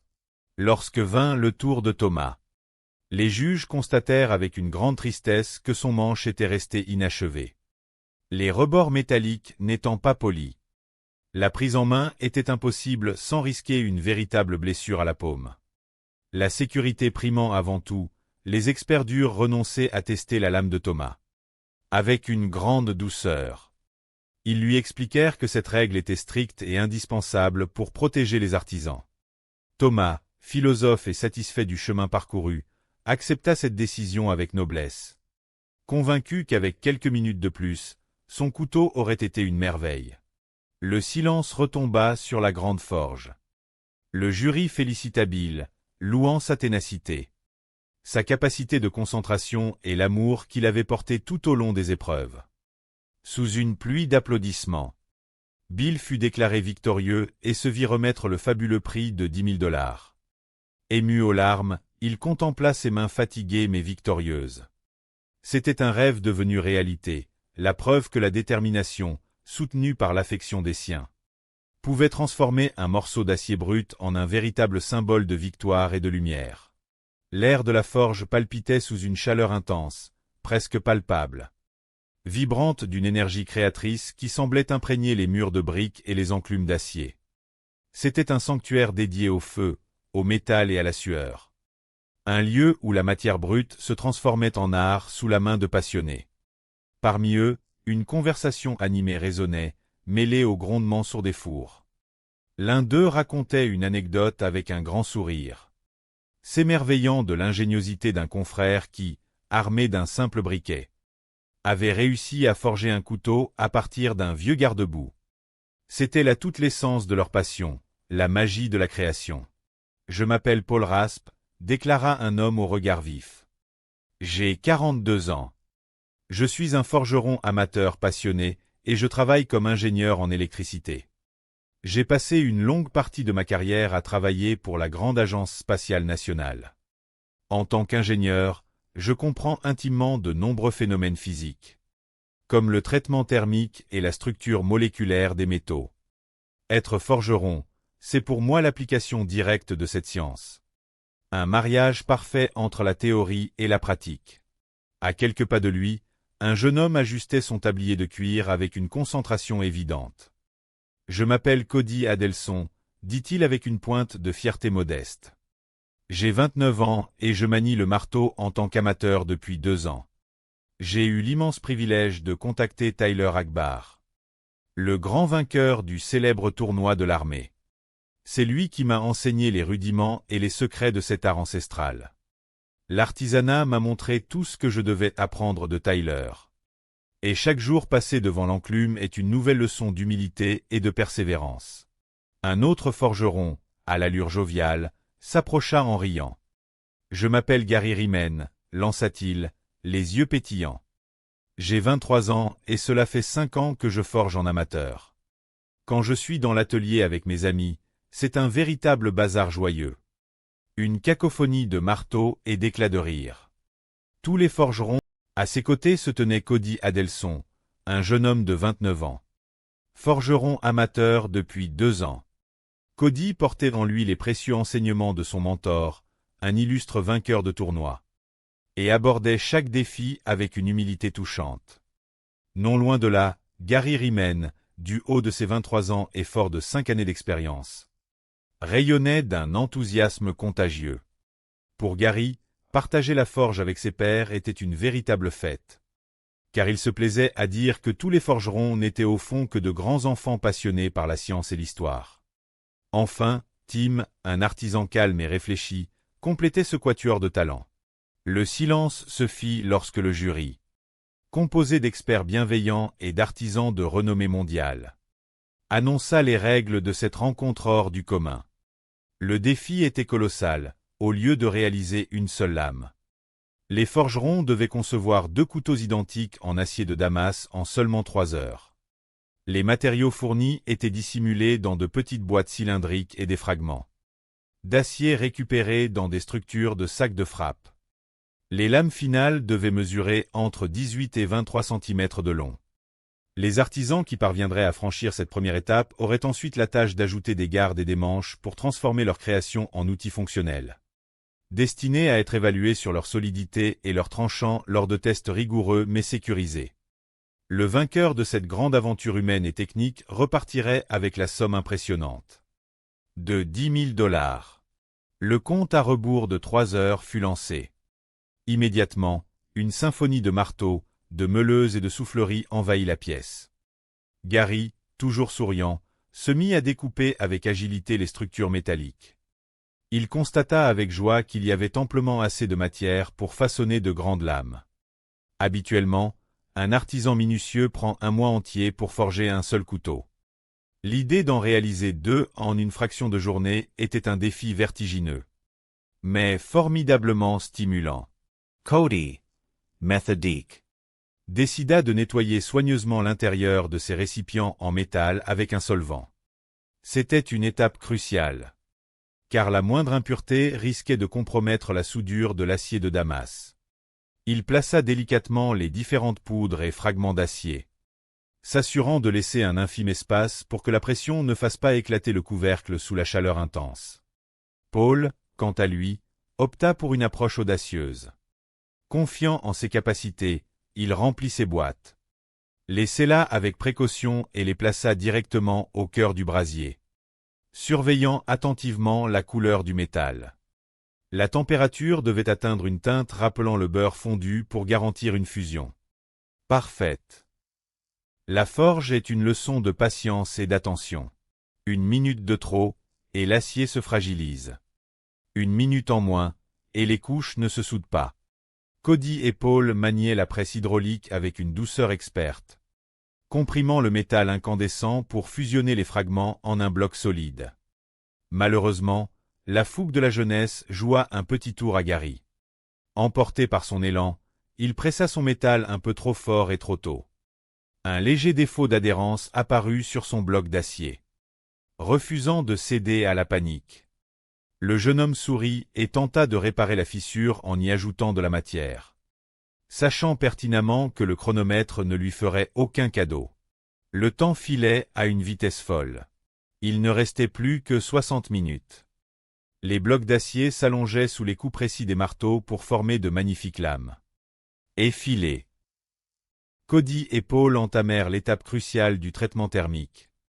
Un moment presque magique où le métal brûlant est plongé dans l'huile pour figer sa structure atomique et lui conférer une dureté exceptionnelle. Les lames de Paul en ressortirent parfaitement droites, un véritable triomphe d'ingénierie. Cody, malgré une infime déformation sur l'une des siennes, sut corriger le tir avec brio. Lorsque les 3 heures s'écoulèrent, les outils furent posés dans un silence respectueux. Les juges examinèrent les œuvres. Les lames de Tim étaient solides bien qu'un peu inégales. Celles de Paul brillaient par leur constance et leur qualité structurelle. Celles de Cody étaient presque parfaites, témoignant d'un savoir-faire admirable. Malheureusement, les petites fissures apparues plus tôt sur le travail de Gary n'avaient pu être totalement effacées. Avec beaucoup de bienveillance, les juges expliquèrent à Gary que les défauts structurels de son acier nécessitaient trop de temps de réparation. Toujours positif, le jeune homme accepta la décision avec grâce, affirmant qu'il n'était venu que pour s'amuser, rencontrer de nouvelles personnes formidables et apprendre de ses erreurs.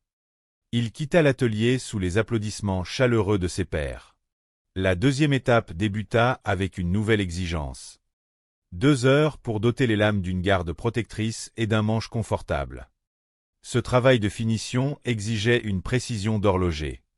Paul, avec son calme légendaire, choisit de fabriquer des gardes en laiton. Un matériau noble et résistant. Cody, de son côté, rencontra des difficultés inattendues avec ses rivets qui refusaient de s'aligner parfaitement dans les manches. Dans un geste de précipitation, il se blessa légèrement le doigt sur la ponceuse. L'équipe médicale intervint immédiatement, apportant les soins nécessaires avec douceur.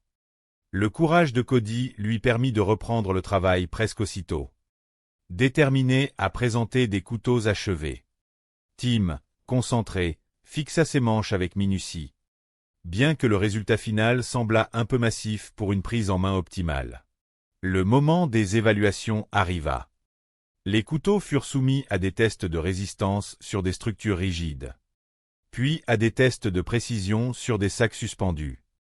Les créations de Paul passèrent les épreuves avec une aisance déconcertante. Celles de Cody, malgré ses déboires avec les manches, conservèrent un tranchant remarquable.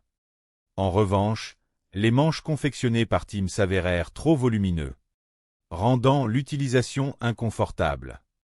Les juges, saluant son immense talent et son dévouement, durent se séparer de lui. Tim accepta la nouvelle avec une profonde philosophie, rappelant que la victoire est éphémère. Mais que l'apprentissage, lui, dure toute une vie. Il promit de rester forgeron jusqu'à son dernier souffle, inspirant toutes les personnes présentes. Paul et Cody, désormais finalistes, se virent confier une mission extraordinaire. Ils devaient retourner dans leur forge personnelle pendant 4 jours pour recréer une arme historique prestigieuse. La magnifique épée de la Renaissance italienne. Cette lame, réputée pour sa largeur exceptionnelle à la base et ses multiples rainures élégantes destinées à l'alléger, était un chef-d'œuvre de symétrie et d'équilibre. Elle devait mesurer entre 66 et 71 cm. Le défi d'incorporer 6 rainures de chaque côté de la lame représentait une montagne d'efforts. Technique. De retour dans son atelier, Paul décida de forger l'épée en acier de Damas pour rivaliser avec la virtuosité reconnue de Cody dans ce domaine. Hélas, son bloc de métal complexe se fissura lors des premiers martelages. Faisant preuve d'une formidable capacité d'adaptation, l'ingénieur choisit de se tourner vers un acier au carbone robuste et d'une grande fiabilité. Ce changement de plan lui permit de se concentrer pleinement sur la géométrie complexe de la lame et la perfection des rainures. À plusieurs centaines de kilomètres de là, Cody se lança dans une entreprise titanesque, superposant plus de 150 couches de différents alliages pour créer un motif ondulé fascinant. Ses journées furent longues, rythmées par le chant de l'enclume. La trempe de son épée fut un moment de pure tension, son fourneau étant légèrement trop court. Il dut improviser une isolation avec des fibres réfractaires pour conserver une chaleur uniforme. Son ingéniosité fut récompensée lorsque la lame émergea du bain de trempe, droite, solide et chantant d'une clarté parfaite. Il décida même d'embellir le manche en y intégrant des éléments de ses couteaux fabriqués lors de la première manche, ajoutant une touche personnelle et poétique à son œuvre. Le jour des retrouvailles, les 2 artisans présentèrent des pièces d'orfèvrerie époustouflantes. La lame de Paul respirait la puissance et la solidité. Celle de Cody éblouissait par ses motifs délicats et ses finitions soignées. Les experts procédèrent aux évaluations. L'épée de Paul démontra une force de frappe monumentale, traversant les cibles d'essai avec une facilité déconcertante. Bien que son poids important la rendît légèrement difficile à manier. L'épée de Cody, quant à elle, alliait une tranchant d'une finesse absolue à une légèreté incroyable, permettant des mouvements fluides et harmonieux. Son manche ergonomique épousait parfaitement la main. Après délibération, les juges rendirent leur verdict avec un immense respect pour les 2 hommes. Cody, grâce à l'équilibre parfait de sa lame et à la beauté de son acier, dit un temps précieux à tenter de réduire la taille de son bloc d'acier. Le désespoir menaça de l'envahir, mais un regard sur ses gants de protection, sur lesquels sa famille avait écrit des mots d'encouragement, raviva sa flamme intérieure. Il refusait d'abandonner. Carrie, avec la sérénité d'un maître d'arts martiaux, opta pour un motif torsadé. C'était un choix audacieux et rapide, mais qui comportait le risque de créer des inclusions fatales. Avec une dextérité impressionnante, il tordit le métal brûlant, donnant vie à une lame prometteuse. Bien qu'il s'inquiétât de la conception complexe de la poignée en T. Thomas, quant à lui, progressait avec méthode, perçant, martelant et meulant son acier avec une précision d'horloger, cherchant à créer une soie solide pour fixer son manche. Les 30 dernières minutes furent un tourbillon de poussière, d'étincelles et de sueur.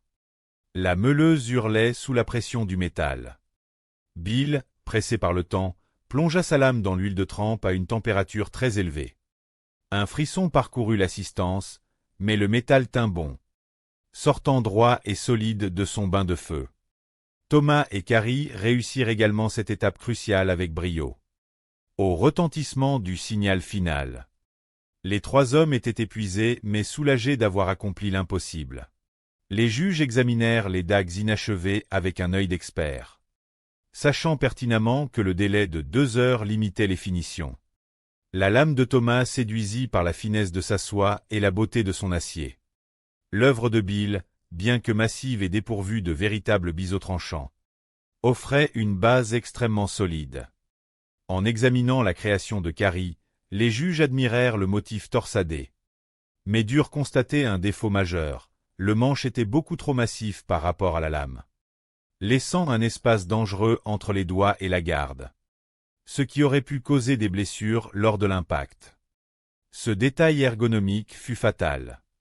Carrie, fidèle à sa nature paisible, accepta le verdict avec philosophie, heureux d'avoir réalisé son rêve de participer à cette belle aventure humaine.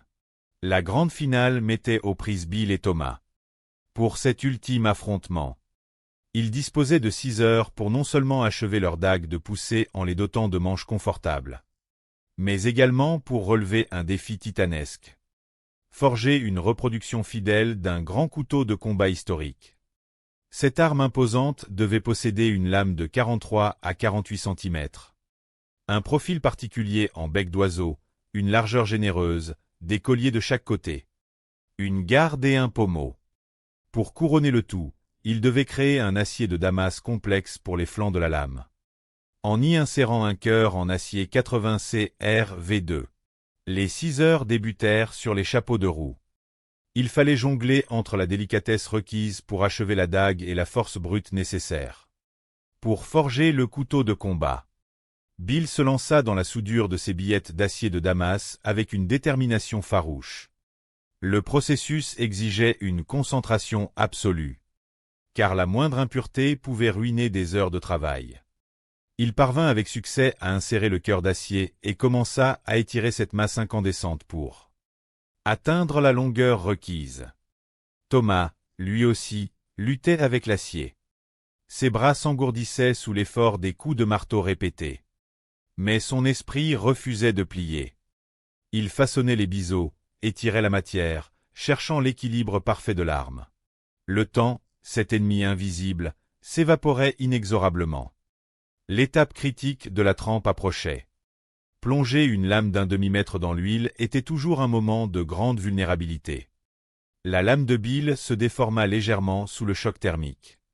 Avec une douceur infinie et une tension palpable, il tenta de la redresser à la main, évitant de justesse la rupture tragique du métal. Thomas réussit sa trempe avec brio, son acier chantant une mélodie de solidité. Mais le plus dur restait à faire, l'assemblage des manches. Bill choisit de fabriquer un pommeau en laiton.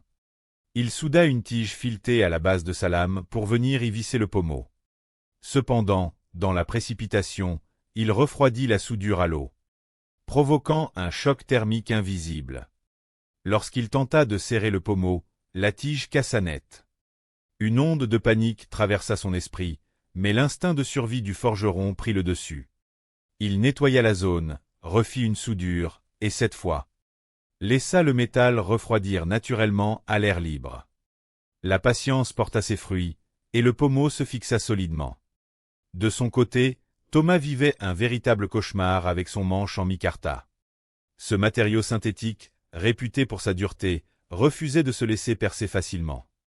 Les minutes s'égrenaient, et le manche de Thomas refusait de s'ajuster correctement. À l'annonce des dernières minutes, il courait frénétiquement de l'étau à la meuleuse.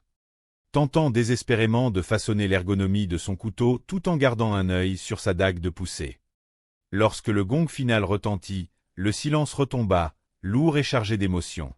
L'heure de vérité avait sonné, apportant avec elle l'ultime épreuve pour évaluer la létalité et l'ergonomie de ces créations nées de l'urgence et du feu.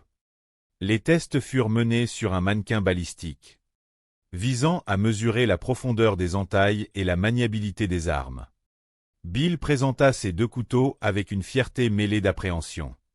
Sa dague de poussée se révéla être un outil formidable, offrant une prise en main excellente et un tranchant capable de traverser la cible sans le moindre dommage.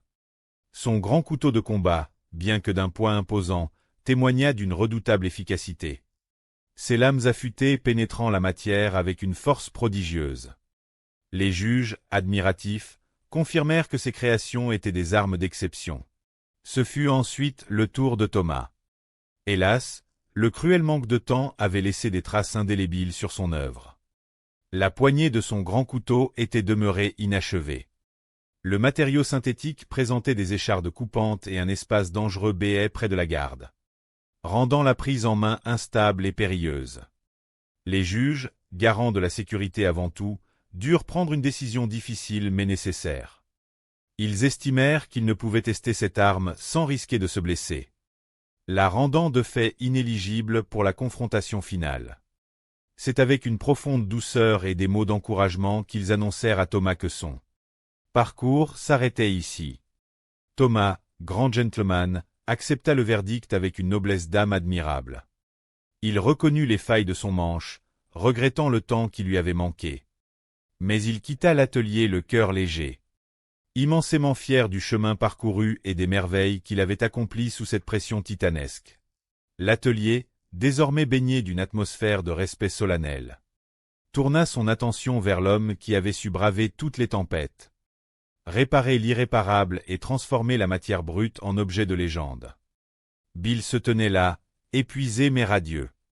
Les juges annoncèrent la nouvelle tant attendue, célébrant sa résilience, son ingéniosité et la beauté brute de ses lames. Il remportait ce grand tournoi et le chèque de 10 000 $. Les larmes de joie perlaient dans ses yeux alors qu'il réalisait la portée de son exploit. Ce triomphe n'était pas seulement celui de l'acier et du marteau, mais celui de la persévérance humaine, de l'amour d'une famille qui avait signé ses gants pour le soutenir, et de la magie d'un art ancestral qui continuait d'inspirer, d'éduquer et d'émerveiller les cœurs du monde entier. Dans la chaleur réconfortante de la forge, l'esprit de l'artisanat brillait d'un éclat intemporel, prouvant à tous que la véritable victoire réside dans le voyage, la passion et le refus de baisser les bras face à l'adversité. La forge, témoin silencieux de ces aventures humaines, continuerait de brûler, attendant patiemment ceux qui, animés par le feu sacré, viendraient à nouveau forger leurs rêves dans l'acier. Les étincelles danseraient éternellement, éclairant la voie de la création et de la beauté, sous les lumières ardentes et la chaleur enveloppante de la grande forge. L'atmosphère crépitait d'une énergie créatrice palpable. Pour les passionnés de métallurgie, cet endroit n'était pas qu'un simple atelier. C'était un véritable sanctuaire où le feu, l'acier et la volonté humaine se rencontraient pour donner naissance à des œuvres d'art. La compétition s'annonçait rude, mais empreinte d'une camaraderie respectueuse. 4 artisans exceptionnels se tenaient prêts, les yeux brillants d'anticipation devant leurs enclumes recouvertes d'un grand drap. Parmi eux se trouvait Paul Raspe, un ingénieur électricien de 42 ans au sourire serein. Ayant consacré une grande partie de sa carrière à travailler pour la prestigieuse agence spatiale américaine, Paul abordait la forge avec un esprit analytique. Pour lui, le traitement thermique et la manipulation de l'acier n'étaient que de fascinants phénomènes physiques qu'il maîtrisait grâce à sa formation scientifique, à recevoir le manche et affiner les pointes. Tim utilisa une astuce ingénieuse. Il superposa ces 2 lames pour s'assurer de leur symétrie parfaite. Vint ensuite l'étape fatidique de la trempe, ce moment magique où le métal brûlant est plongé dans l'huile pour le durcir. C'était l'instant de vérité, celui où le métal chantait ou se brisait. Cody trempa sa première lame. Une légère courbure apparut, mais rien qu'il ne puisse corriger. Tim, avec le calme d'un vétéran, réussit 2 trempes parfaites, sans le moindre défaut. Même Gary, malgré ses déboires initiaux, parvint à sortir 2 lames entières de l'huile. Un véritable petit miracle qui lui arracha un sourire de soulagement. Le compte à rebours final retentit. Les marteaux s'immobilisèrent. Les forgerons, épuisés mais fiers, déposèrent leurs outils. L'heure de l'évaluation avait sonné. Les juges examinèrent les œuvres avec une attention bienveillante. Tim présenta des lames aux émoutures légèrement irrégulières, mais dotées d'une bonne épaisseur. Les lames de Paul, bien que nécessitant un peu de nettoyage, étaient solides et remarquablement similaires. Celle de Cody était presque parfaite, droite et lisse, témoignant d'un grand savoir-faire. Enfin, Gary présenta ses créations. Les juges saluèrent son courage, mais soulignèrent les délaminations structurelles qui fragilisaient l'ensemble. C'est avec une immense douceur et un grand respect que les juges annoncèrent à Gary qu'il devait quitter l'aventure. Le jeune homme, philosophe et souriant, remercia tout le monde. Il partait sans amertume, heureux d'avoir partagé sa passion avec des personnes qui, comme lui, aimaient profondément l'art de la forge. Paul, Cody et Tim avançaient vers la 2e manche. Le défi consistait à doter leur lame d'une garde et de 2 manches en seulement 2 heures. C'était une course contre la montre frénétique. Tim, pragmatique, choisit de travailler le laiton pour ses gardes, un matériau robuste. Cody, quant à lui, rencontra des difficultés inattendues. En tentant d'insérer un rivet dans son manche, la tige se tordit et se coinça irrémédiablement. La panique s'empara un instant du jeune forgeron. D'autant plus qu'une mauvaise manipulation de la ponceuse lui entailla le doigt. Les secouristes intervinrent rapidement pour poser un pansement. Cody, faisant preuve d'une résilience admirable, retourna au travail, refusant de laisser cet incident briser son rêve. Paul avançait avec une détermination tranquille, façonnant ses manches avec soin, veillant à ce que les proportions soient harmonieuses. Le temps imparti s'écoula. Il était temps de soumettre les armes aux épreuves de résistance et de tranchant. Les lames devaient frapper violemment une plaque de métal puis transpercer un sac de frappe. Les créations de Tim résistèrent, bien que les manches se révélèrent inconfortables et encombrants. Celles de Paul se distinguèrent par leur robustesse et leur capacité à conserver un tranchant redoutable. Les couteaux de Cody, malgré les péripéties du manche, passèrent les tests avec une efficacité redoutable, ne subissant aucun dommage majeur. Les juges délibérèrent avec soin. Finalement, ils décidèrent de se séparer de Tim, estimant que l'ergonomie de ses manches pénalisait trop l'utilisation de ses lames. Tim quitta la forge avec une grande dignité, rappelant à tous que la victoire est éphémère, mais que l'apprentissage, lui, est éternel. Il promit de forger jusqu'à son dernier souffle. La grande finale opposait désormais Paul à Cody. Ils devaient retourner dans leur forge personnelle pour recréer une arme historique majestueuse. La Cinquedea. Cette épée courte, prisée par la noblesse italienne de la Renaissance, se caractérisait par sa large lame triangulaire, sa garde courbée et ses multiples gouttières destinées à l'alléger. La lame devait mesurer entre 66 et 71 cm et comporter 6 gouttières sur chaque face. C'était un travail de titan. Dans l'Illinois, Paul décida initialement de forger une lame en acier de Damas pour égaler le talent de Cody. Cependant, un défaut dans sa billette le contraignit à changer de plan. Toujours pragmatique, il opta pour un bloc d'acier massif, l'acier 80C RV2, misant sur la perfection de l'exécution et des finitions plutôt que sur la complexité du motif. Cody, de son côté, s'immergea dans la création d'un majestueux acier de Damas composé de 155 couches d'acier 15N20 et d'acier 1084. Il travailla avec une passion dévorante, sculptant chaque gouttière avec une précision chirurgicale. Les jours passèrent, rythmés par le chant des marteaux et la lueur chaleureuse des fours. Les deux forgerons firent face à des défis techniques, notamment lors de la trempe de ces lames imposantes. Mais leur amour pour leur art les poussa à surmonter chaque obstacle. De retour devant les juges, Paul et Cody présentèrent des œuvres magnifiques. La 5DA de Paul, avec son manche orné d'acier de Damas et de crochets de pêche, était une merveille de robustesse. Celle de Cody éblouissait par les motifs complexes de sa lame et l'élégance de sa garde. Les tests finaux furent d'une intensité rare. Les épées durent trancher d'épaisses peaux et fracasser des peaux en terre cuite pour prouver leur valeur. Les deux armes se révélèrent incroyablement meurtrières, tranchant les cibles avec une facilité déconcertante. Cependant, les juges durent trancher. Bien que la lame de Paul fût splendide, elle s'avéra légèrement trop lourde et moins maniable que celle de son adversaire. C'est avec un immense sourire de joie que Cody fut couronné grand champion, remportant les $10 000. Paul, grand seigneur, félicita chaleureusement son rival, fier du travail accompli et prêt à rallumer sa forge dès le lendemain. L'histoire de cette forge légendaire ne s'arrêtait pas là. Un nouveau jour se levait, apportant avec lui un défi inédit. Un tournoi de haut vol où seuls les plus aguerris oseraient s'aventurer. 4 nouveaux artisans, porteurs de leurs meilleures créations personnelles, franchirent les portes de l'atelier pour un combat de lame exceptionnel. Bill Peace, un homme chaleureux originaire de l'Ohio, forgeait depuis 4 ans. Il avait apporté un magnifique couteau en acier de Damas de 160 couches, orné de mitres en laiton, qu'il espérait invincible. Rhys, le Benjamin de l'épreuve du haut de ses 18 ans, rayonnait de jeunesse et de passion. Autodidacte passionné, il avait forgé une robuste machette à partir d'un ressort de suspension. Thomas Franklin, 34 ans, grand amateur de cuisine, avait été poussé par son épouse à créer ses propres couteaux. Il présentait une lame élégante en acier 1070. Enfin, Carrie O'Connor, professeur d'arts martiaux de 45 ans, apportait sa discipline et son calme intérieur à la compétition. Armé d'un poignard de style géorgien, le présentateur annonça une règle impitoyable.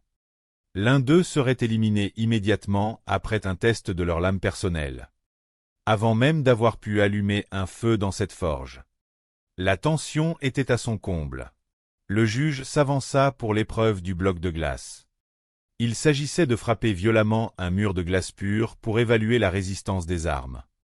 Le couteau de Bill traversa la glace avec aisance, prouvant la solidité de son acier de Damas. La lame de Thomas, bien proportionnée, résista parfaitement au choc sans plier. Le poignard de Carrie se révéla fonctionnel, léger et tranchant des deux côtés. En revanche, bien que la lame de Rhys ait bien résisté, les juges notèrent que son manche était beaucoup trop petit, rendant la prise en main inconfortable et dangereuse lors des impacts. Avec beaucoup de bienveillance, ils expliquèrent au jeune Rhys les raisons de son élimination. Le jeune homme, le sourire aux lèvres, les remercia chaleureusement pour cette chance incroyable. Il promettait de retenir la leçon et de forger des manches plus adaptées à l'avenir. Son voyage d'artisan ne faisait que commencer. Bill, Thomas et Carrie avançaient vers le défi de la forge.